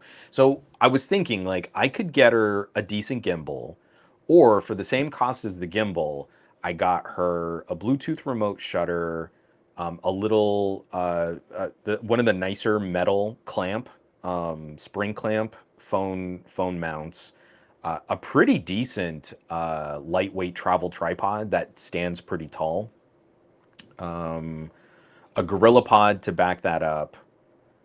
And all these things were on like little sales and stuff like that. So like I think it would have been like $10 more to get her all that gear, or for like a couple bucks less, I could have gotten her just a decent gimbal. And I kind of felt like, knowing my sister, a lot of the things that they'll want to do, it's probably better that they can set up the camera on a tripod and then get in front of the camera that way, as opposed to the setting up a gimbal and holding it, because right now they've got a baby. So, you know, if you want to get good video or good photos of the baby, the gimbal doesn't make as much sense to me. And then, like, hey, I'm getting this really cool video, and now, oh, you need some help. Let me put this gimbal down so then I can help trade the baby and you can get into the diaper bag. And it just felt like something that would be more cumbersome than helpful in a lot of baby situations. But a tripod, you set it down and, oh, you need some help with the baby. Well, the tripod is cradling the phone or the camera, depending on what they're using, and then you're fine. Oh, from 2 Turbo, let's read this. Juan, do you have any plans to review the new FIO UTWS5? It's their newest true wireless adapters to make normal IEMs wireless, and they support aptX voice, which I haven't heard anyone talk about. I do want to. Next up, I finally got, I'm like way behind. I'm like on the tail end of whatever reviewer list OnePlus is using, but I got the new OnePlus Buds. I want to talk about these. I've got a video that will hopefully be coming out Wednesday for the Audict Twig. So these are notable because they're the first that have a true Snapdragon sound sticker. So when I did that video, when I did that interview with the Snapdragon audio team from Qualcomm, back like at the beginning of this year, this is one of the first sort of third-party products that has licensed and is using the full Snapdragon sound, aptX adaptive, all of that fun stuff. So I'm going to have something out on the Twig because they're interesting. Again, we're kind of playing with different codecs. There's Bluetooth, not Bluetooth. There's aptX adaptive, which also includes some of this aptX high-res stuff. Then there's LDAC, LHDC, some interesting things that are happening in earbuds to kind of spruce up some of the commentary. And then I do want to try and circle back, not just for FIO's True Wireless, but there's a refresh out. I completely missed it. Like, I literally just found out about it a couple days ago. So this is my BTR5, which still gets regular use. Like right now I've got it paired up with my Mi Audio Pinnacles. So these are some of my favorite in-ear premium buds, so much so that they're balanced. Like they've got a balanced connector, balanced cable that I use on the 2.5 connector on my FIO. There's a refresh to the BTR5 that I had not heard about at all. And so I really want to get in on that and see what kind of little differences there are between BTR5 old and BTR5 2021. And again, you know, we're seeing this kind of pop in interest for cabled earbuds and cabled headphones. So many of my family members just don't even have wireless audio gear. They've kind of gone back to like earpods on a cable for their iPhone. And so I feel like this is the right time to take a second look at a BTR from FIO. Little Bluetooth puck adapter that can plug in on a USB cable, but then your cabled earbuds can go from wired to wireless through this really high quality adapter. And those portable DACs and amps are stupid good right now. So like LDAC, surprisingly good for latency. Like I can't quite use LDAC for rhythm games, you know, like Thumper. There's just a touch more delay than I can really hang for that game. But otherwise, if you're gaming and the audio cues aren't mission critical, it's fine. It's really good. I can game on LDAC. So it's so it's been like holiday for my ears I've been listening to a lot, so much so that my right ear is starting to swell again, and I'm gonna have to take another break. I just hit these audio reviews in such, excuse me, in such silly like cycles. I over listen. I hit my ears way too hard. This ear starts to swell, and like I get another ear infection, and then I've just got to back off for another month. And it's like I need to be better about making this stuff more consistent, not just hitting it all at the same time.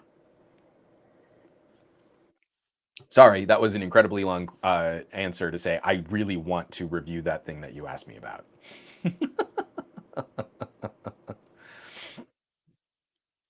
Oh, see, Gabaletta, I love stuff like that. I got my girlfriend a phone tablet stand for Christmas, and this thing is her favorite accessory to put her phone down while she's doing crafts or doing her nails or even reading her comics while eating.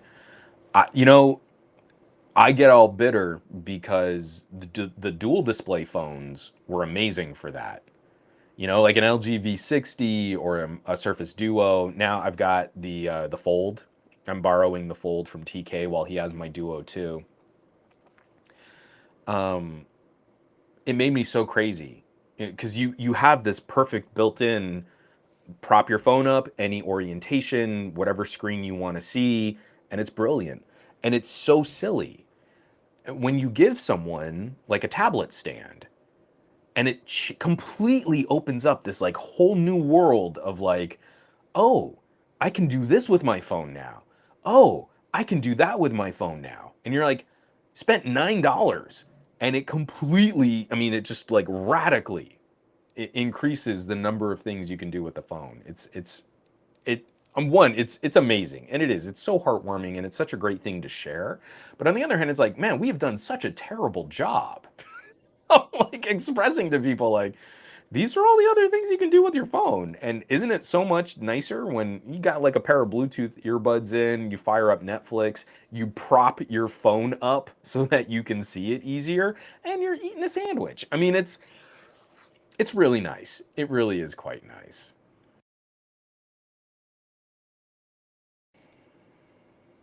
Some other comments here. I'm like again, I keep falling way behind what's going on in the comments here. Yeah, I'm really curious. So Two Turbo says I'm looking forward to the Snapdragon Sound earbuds.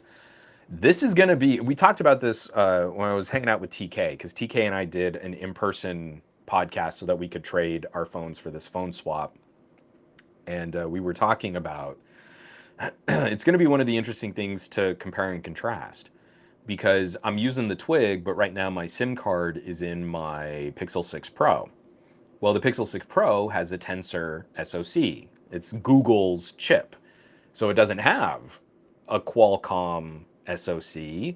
So there isn't proper support for the full aptX adaptive, the Snapdragon Sound aptX adaptive.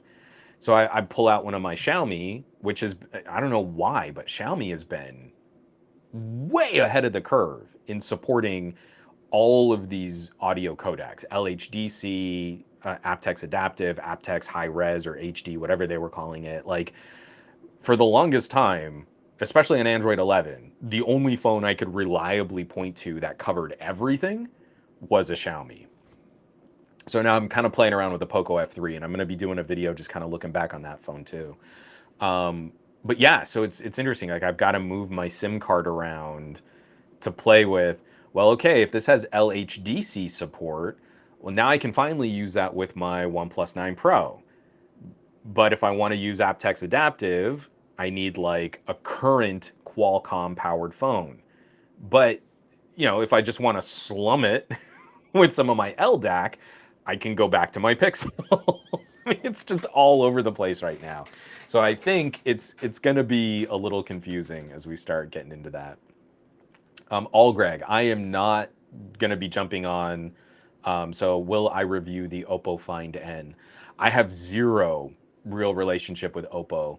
I'm not going to be buying one. Right now, the budget is a little lean for what I can spend on review devices as we're getting out of the holidays. And I'm really trying to look at, uh, again, I'm trying to look at ways where my methods for reviewing just don't really seem to make sense for the larger gadget enthusiast community, and I think I'm starting to talk way past some of the people in terms of use. And so I'm still going to be doing reviews, and I'm still going to be doing like my camera deep dives for the Patreon. I've got the script written up for the Duo 2. And now that TK has the Duo 2, I've finally finished my script for the Duo 2 camera deep dive. Um, but I really want to talk more about using these things. And especially, like, the best phone you have is probably the one you already own kinds of chatter about this stuff. So the relationships I have with PR, like Sony, has been really gracious in sending me pre-release units, things like the Xperia Pro I. Great. While I've got that phone in house, I can kind of talk about these are the things that make it unique, but I want to use that phone to talk about photography because that's what that phone's built around. If I get my hands on a Red Magic or a Black Shark or an Asus, that's a time to talk about mobile gaming. I don't really care about the phone as much as what the phone can do. And I want to find those opportunities. If Oppo wants to send me one, I will absolutely incorporate it into conversations about productivity and tablet usage and what are some of the teething pains as we're making those transitions. I don't feel that's when I need to go out of my way to throw what little gadget budget I have on something that is right now currently so restricted to more Asian regions, doesn't have the software support to fully expand on what makes it an interesting device. And as I play with the Fold 3, it's just so clear like how far we are from this being a good mainstream recommendation. I'm critically disappointed in the techies that still talk about average consumer experiences while they're holding things like this up, because this experience is not well polished. It's not well refined. We need the operating system to support more of this. And I think that's a part of the commentary for the Oppo Find N. It's a beautifully built folding phone from Oppo. We know they have incredible engineering acumen, but there's a reason why they're not pushing that into more regions. There's a reason why they're not giving it a bigger global nudge. And it's because this stuff is kind of half baked. You watch all these techies get super pissy about, oh, Google's turning you into a beta tester because this one part of the Pixel 6 isn't perfectly polished yet.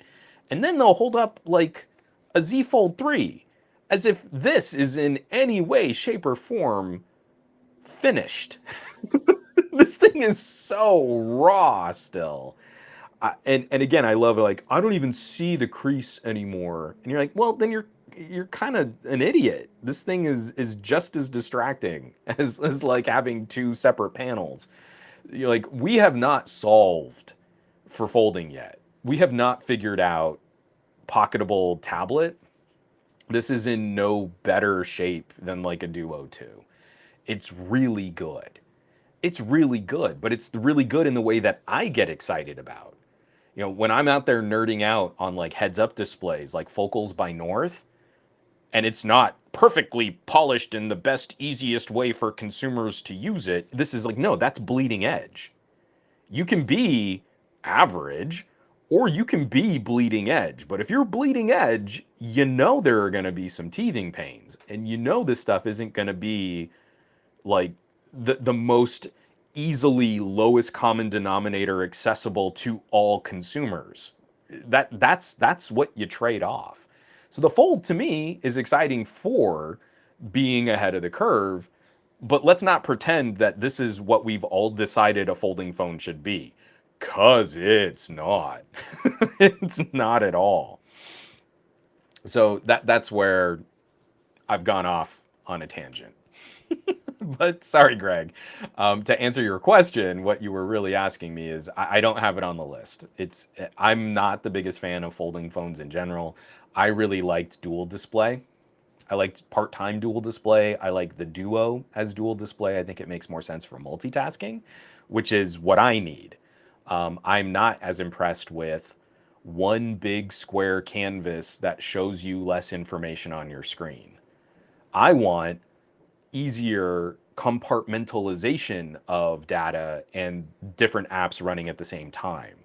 And so that's what gets me interested. And I don't see where Android has made that better.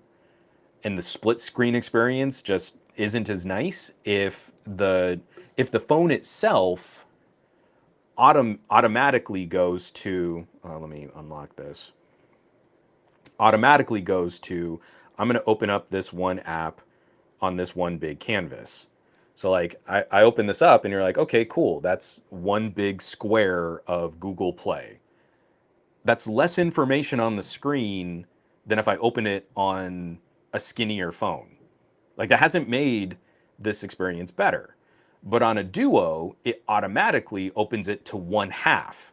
So I get more information on my screen on half of a Duo than I do on the Fold. And that makes more sense to me. Like that is less sexy, techie, cool, but it's imminently more practical right out of the box. And that's the philosophy that I'm having kind of a struggle with when it comes to folding phones. So Russ asks, are we close on Bluetooth solutions having no latency, especially in gaming? I don't think we'll ever get to wireless as truly no latency, but I do believe, like, especially once you start playing with Bluetooth headsets that have their own dedicated USB transmitters, we're down to a point there where with a higher power radio connection, the latency is in margin of error territory versus cabled solutions. And the human body's ability to interpret audio stimulus and react to it is now no longer being influenced by a delay coming from that wireless transmission. And I think Bluetooth is pretty close too. I think Bluetooth is really close. There have been some Bluetooth earbuds that have gaming and low latency modes. I think Qualcomm's work with low latency is phenomenal. It's really good stuff. We're on the right train. Excuse me, we're on the right track. And I can play a game like Thumper on some combinations of phone and headset. And I really didn't believe that we'd be here now. It's not universal. It's not just casually as easily accessible.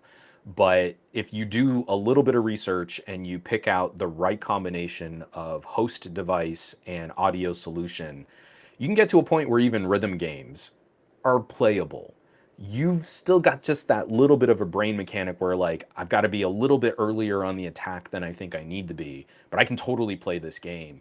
Where 2 years ago, it's just completely impossible. It was impossible to play Thumper on Bluetooth audio. So we've made incredible progress. I'm still going to be a cabled audio nerd because the headphone jack is eminently practical for a number of applications. But if you've got a more specific, sort of use for audio, Bluetooth is starting to make better sense for that.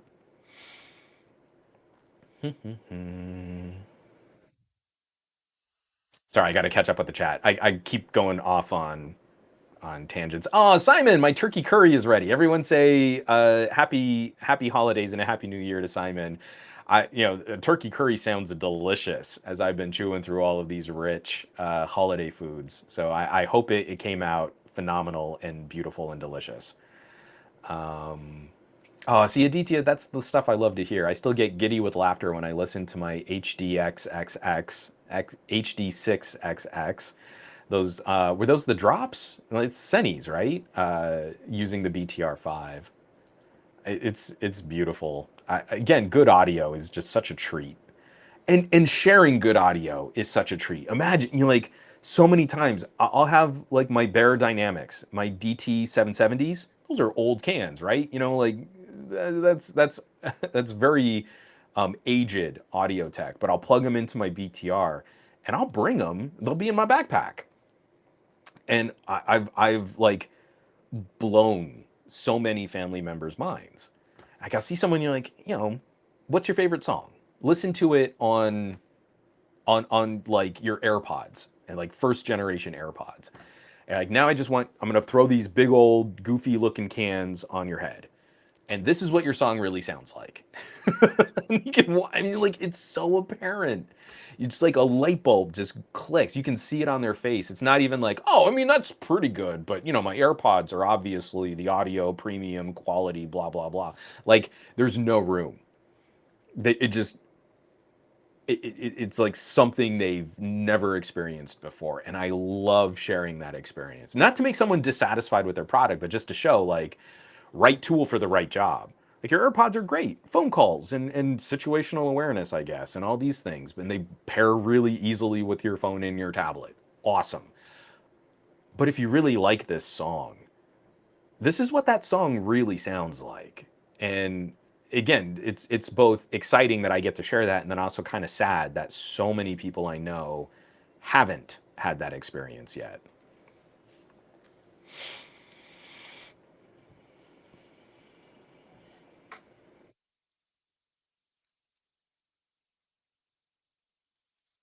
Uh,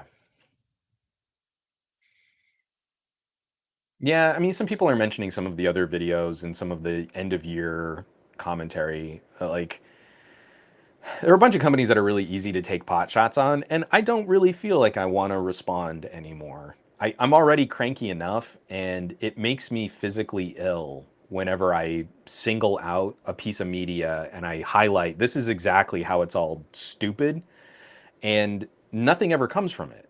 Instead, it seems like like, for example, the main example I always give is the Austin Evans Xperia 5 Mark II video, which wasn't a review. And I went through and I broke down, like, these are all the parts of this video that I think are hugely problematic from someone who claims to be a tech enthusiast and has built a reputation for sort of learned tech commentary. And it was like, the only thing that people wanted to see out of my channel and out of my blog after that was takedowns, all the drama, call those people out. And this is what's so sick. Because when I get cranky in my videos and I highlight a trend in a review cycle, I'm not really talking about one specific reviewer. I'm rarely talking about one specific reviewer.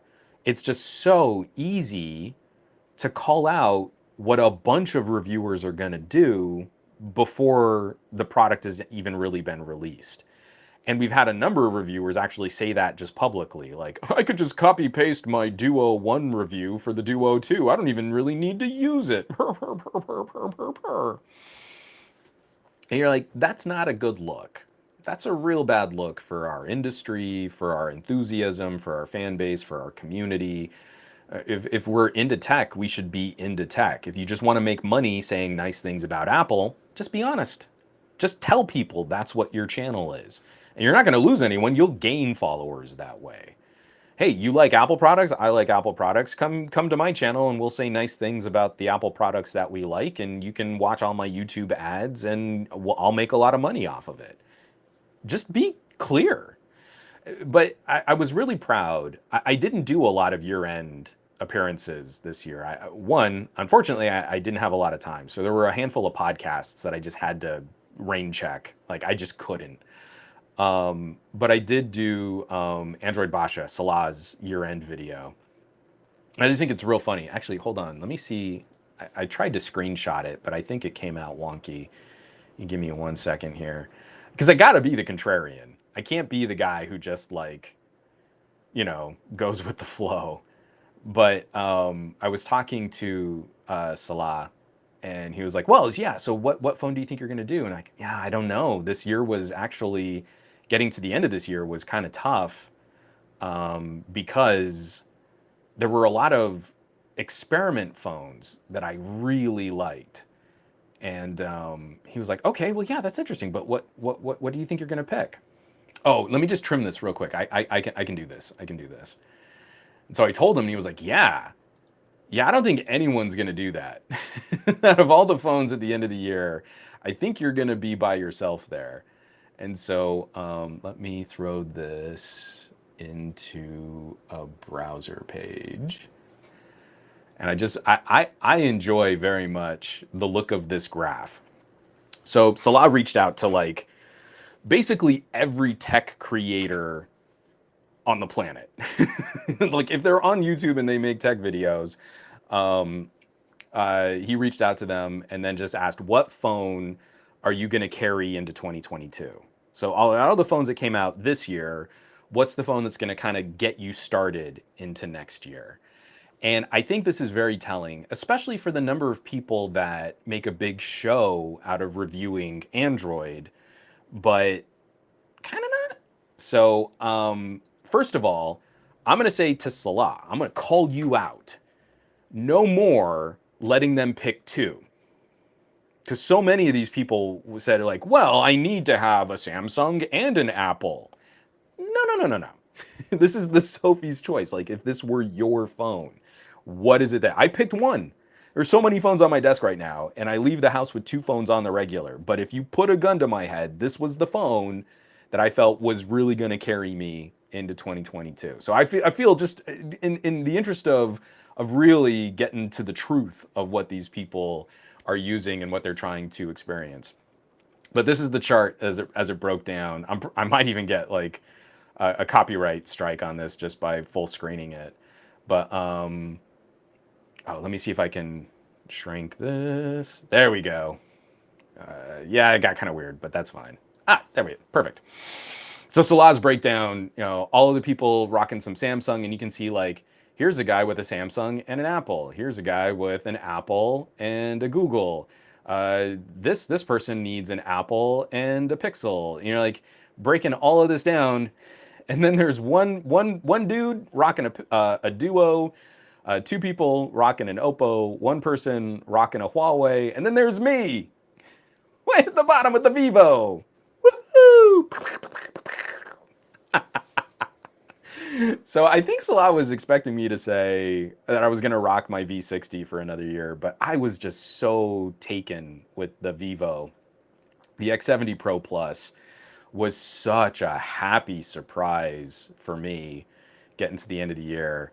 But again, I just like so many people that are like, yeah, I review all phones and products, and you're like, yeah, but look at this. We're all just saying iPhone and Samsung.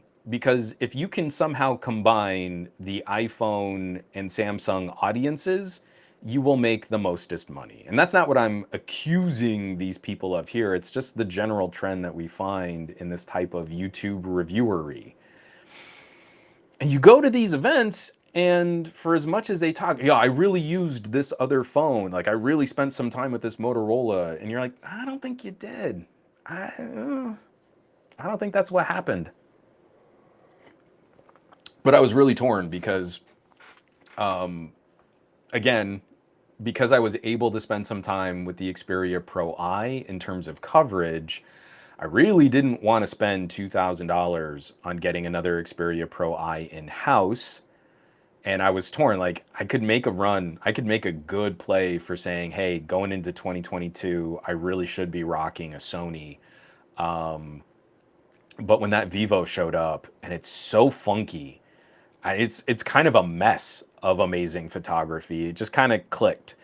This is something that's really fun for how I like to use phones. Excuse me. But yeah, it was real close. So the three-way would have been the Vivo as sort of the best content creation platform, the Duo as the best productivity platform, and then some kind of other like Sony or Pixel, or even going back to my V60. So like the reality of it is those are probably the four devices I'm most likely to pick up. But if you really said like, hey, you can only pick one, the Vivo is just so charming. So I had a lot of fun with that. I know, hey, like Russ is like, hey, there's a Huawei user.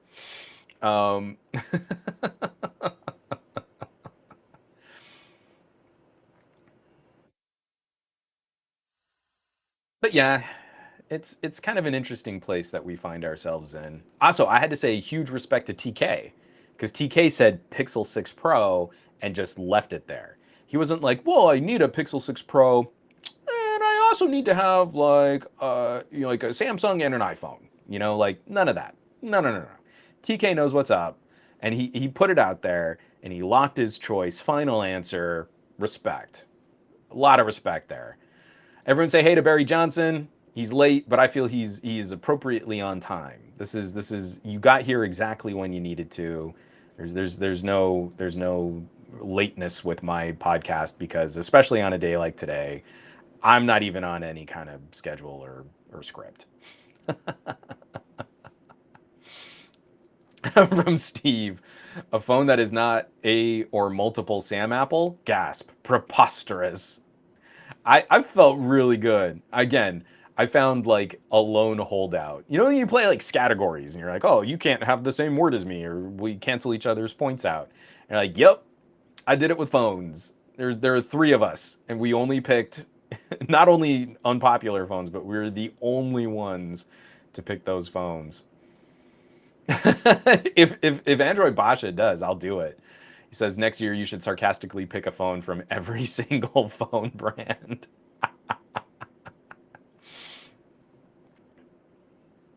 Well, so from Steve, maybe next time they should ask for their underappreciated phone they used the previous year, and that could make it more interesting. See, again, I don't have fun with that anymore. I feel it's so gimmicky. Oh, was this the most underrated phone of the year? Why is it underrated? If again, if you're going to say all these nice things about it, why didn't you rate it higher? And again, it's really more what phone brands are easy to bully. You know, it's easy to punch down on OnePlus right now, even though OnePlus is selling like 400% more than they did the year before. Like walking away from this toxic group of enthusiasts, OnePlus has never sold better. All of these brands out there, the Infinix, the TCLs, the New had a good phone. Oh, that reminds me, I almost forgot. As we get into the last 10 minutes, I've got something that I need to put out there. Um, all of these things, like, they're all good. And we're trying to treat it like, well, but Samsung sell the most, so they're the only ones that are worth recommending. And I'm over that. I'm over that, like, the only thing that matters is how much the company spent on marketing, because that's the only thing that could matter for what device you have in your pocket. And like again, here's a Vivo. Like this Vivo is rocking my socks, and I actively miss it. The Xiaomi Mi 11 Ultra, great phone, but I knew my way around that Vivo. I was using it for holiday photos and portraits. I was really digging into that phone, and it's like I'm not even thinking about it. It's like, oh, this would be a great photo that the Vivo would do really well, and TK has my Vivo. Again, I know that's in part like my familiarity with it, but also just like, God, it's such a fun phone to shoot on. So I'm kind of over that game. You know, I can say nice things about a company, but then still tell you not to buy them. Oh, is this phone so underrated? Maybe it's because the software is not good enough. Like, no, that's not it. It's easy. But you'd have to call out a business model that caters to, you know, YouTube SEO, and it's just kind of a bummer. Ah, sorry, I'm way behind on this chat. Yeah. Oh, not just live with it. McCorcoran writes, "Yeah, it's clear OnePlus is willing to live with backlash from the tech enthusiast community. I think they're almost wearing it as a badge of honor now. It's almost like if you make these cranky, whiny tech fans, big air quotes on that, the angrier you make them, the more mainstream the phone seems to become. It's like, oh no, 10 people on this Reddit forum won't buy our phone anymore. And here we've broken every sales record in Europe that we've ever set. I wonder what we're gonna do. And again, if the mission is you want to get the best phones that a company has ever made, OnePlus is making the best phones their company has ever made. They are not compromised devices to reach critically lower price points. They are point for point competitive with the best offerings of Samsung and Apple and Xiaomi in their price tiers. If that's the mission, OnePlus is succeeding at the mission. If the mission is to make you feel good about the layout of your launcher, and that's how you identify, and that's what you sort of sum up your self worth, is by being the guy who likes bands before they were sellouts, then I have nothing to contribute to that conversation. I could not care less about that person in a tech conversation. All they'll do is suck oxygen out of the room and we'll all be dumber for their participation. They've betrayed their fans. No. No, see, you're less than useless in this conversation. You are detracting from a conversation where we could be talking about how these products have improved, but you don't want them to.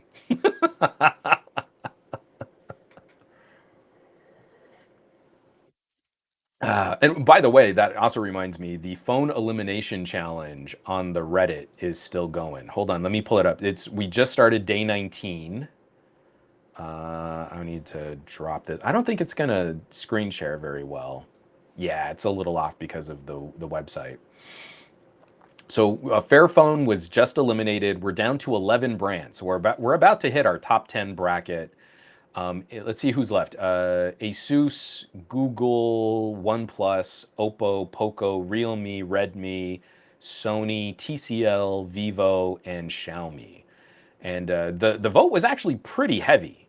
This last bracket, Fairphone took almost 50% of the vote, which I thought was interesting because the vote before was an almost perfect split between TCL and someone else.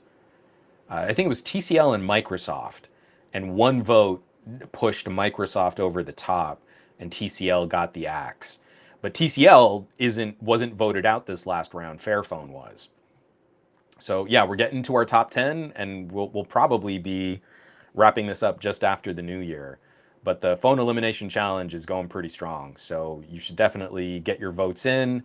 Make sure you're voting for who you kick off the island to protect the companies that you think had a good year. We're going to get to the end of this and we're going to have who had the strongest year in 2021. My guess is still we'll get down to Poco versus Xiaomi in the last bracket, that those will be the last two to stick around. So yeah, you can jump in on that. So for anyone who's still here, we've got 45 viewers still. This is great. And TK, your voice has held up remarkably well, man. Thanks, TK. Everyone say hey, TK. I want to close this out. The podcast, I've always intended for the podcast to be kind of a platform to start replacing. Excuse me, man. Let me take another drink of water here because I'm gonna have burps and hiccups here. It's just biology and it's gross.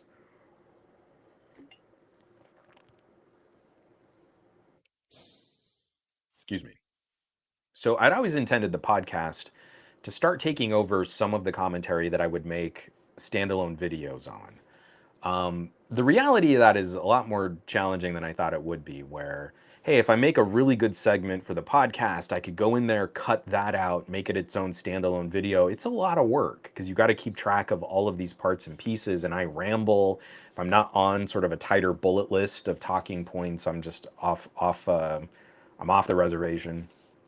And one of the things that I've largely given up on are contests and giveaways.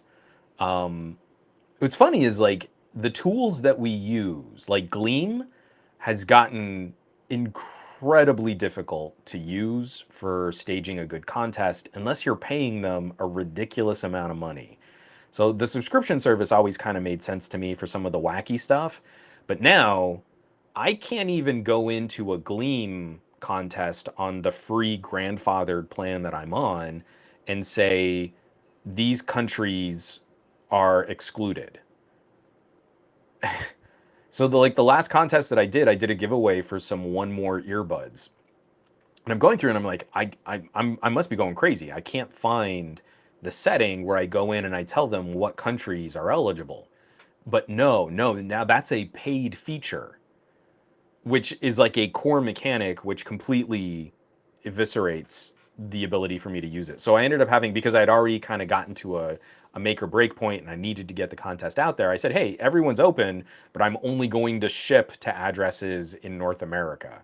And like, you can win, but I'm only going to ship to, you've got to find an address in North America if you're in Ireland and you win this contest. and it's gross and it's really not fun. And the person who won seemed like a really nice lady, but she was a contest junkie.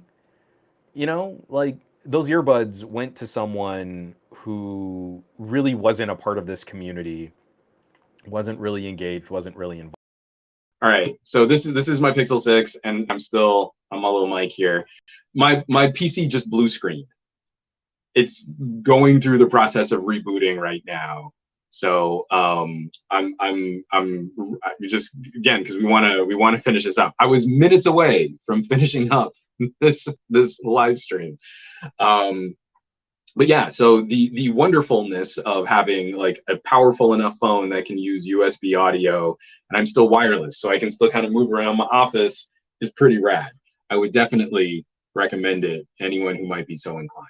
So the whole point of that is how frustrating contests have been, and how not fun they are, and the winners end up invariably being people who, I don't want to say you don't deserve to win a contest if you're not really a part of this community, but the whole reason why I want to do a contest is to celebrate, the people in this community. So I'm going to try something with the podcast where I've got some things to give away.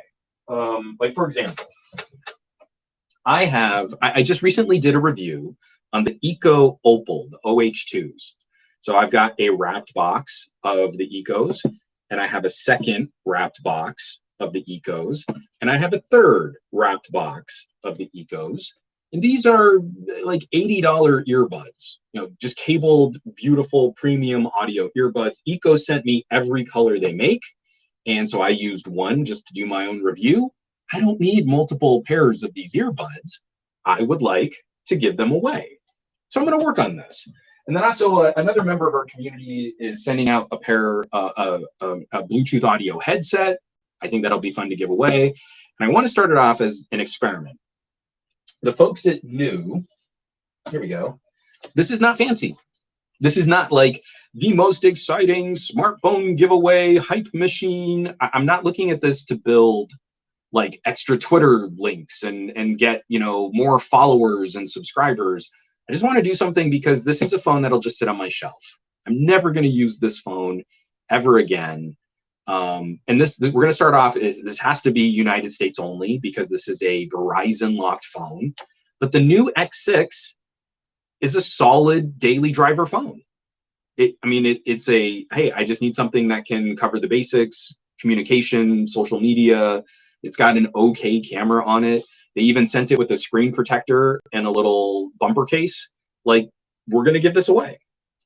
So what we're going to do, and for those of you who are listening, when the show notes go live, because I always publish the blog post after the podcast has been shut down, and I can pull the audio and I can do the audio feed and all that fun stuff. When all of this gets put together, probably tomorrow morning, it'll finally be published on all the podcast feeds. There's going to be just a little blurb on the blog post telling you what you have to do. If you're in the United States, if you know someone who's on Verizon and they would like a good backup phone, a weekender phone, they just need a low-cost option for their carrier. I don't know if this works on Visible. It might not. But if you're on Verizon and you just, hey, you don't want to take your super fancy phone out to the beach, the X6 is just a brilliant backup or low-cost option for that. So I'm going to give this away. You've got to go to my website, SomeGadgetGuy.com. You've got to find the blog post for this week's episode, and there will be a blurb in there for how you need to leave a comment, what needs to be in your comment, and that's how I'm going to pick a winner. I'm only going to ship to the United States.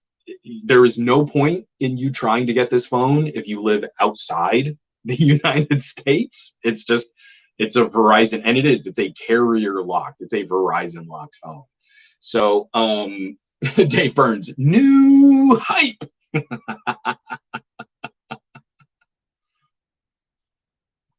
So that's kind of the template that I want to follow. I'm not interested in trying to, again, it's something crazy. Like it ended up being like $200 a year to run contests the way I want to if I kept using Gleam.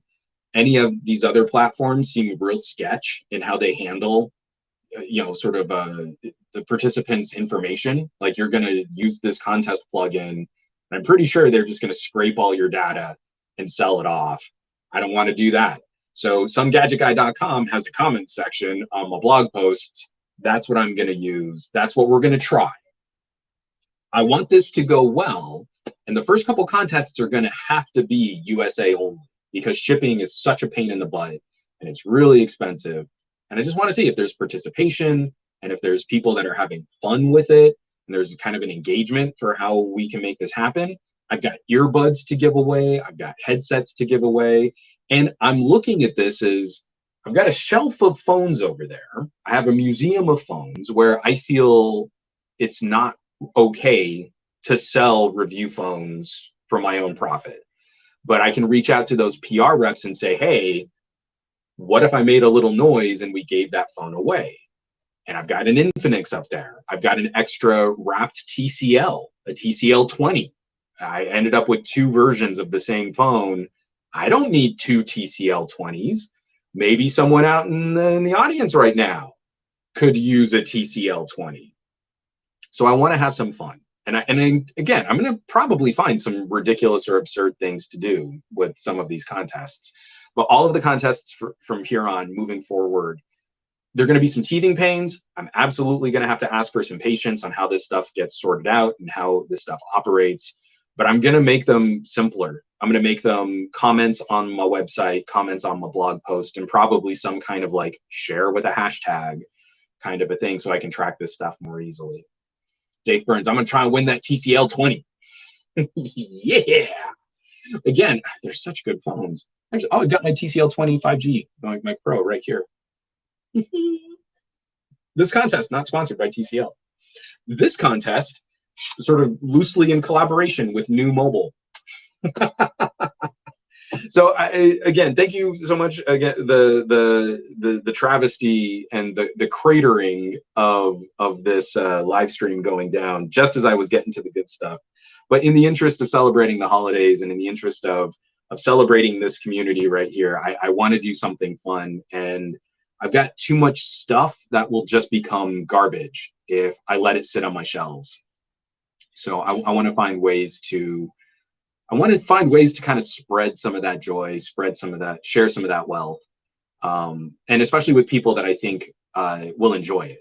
You know, if I give this new X6 away on YouTube, I have a lot of feelings that DT, is it even an SGG Pajama podcast if something doesn't go wrong? Obviously not. But again, you know, if I try and do one of these contests on YouTube, it's just going to be a bunch of contest junkies going, well, why didn't you give away a more expensive phone? There are other YouTubers who give away, you know, hundreds of thousands of dollars worth of gear. Like, well, I'm not one of them. And you have never commented on one of my videos, and I'm sure you've never shared one of my bits. So be on the lookout. Simple contest entry, a simple contest entry in the comments. When the blog post goes live, and we'll take it from there. So let's go ahead and start bringing this all home. Let's start wrapping this all up because I've got my family downstairs. My daughter's still out of school. My wife has a couple days off from work. We're gonna go do some fun stuff, you know, in the afternoon here. Maybe go get a fun lunch or something. Not that we haven't been eating our way through the holidays, but I hope again. It's the time of the year where we get to the end of the year and there's lots of thought and reflection. There are a few more opportunities. Hopefully you've been able to spend some quality time with family and friends. And if you haven't, or if hasn't been something that's been your gig, depending on your family circumstances. I also just hope that this has been a time for people to kind of take care of themselves. Right? It's something I've said on the end of a couple podcasts now. Like, I hope you all have been able to find those things that help you so that you can still go into this next year as the good tech neighbors that I know you have been. You know, like, if you're looking after yourself, you'll do a better job looking after others. And so my wish is always for any time of year, but specifically during these sentimental times of years, that I hope you're safe, that I hope you're healthy, that you're warm. I hope you're well fed, because I know I'm real soft right now. I'm definitely well fed. But then I hope you've been able to spend time with people who care about you.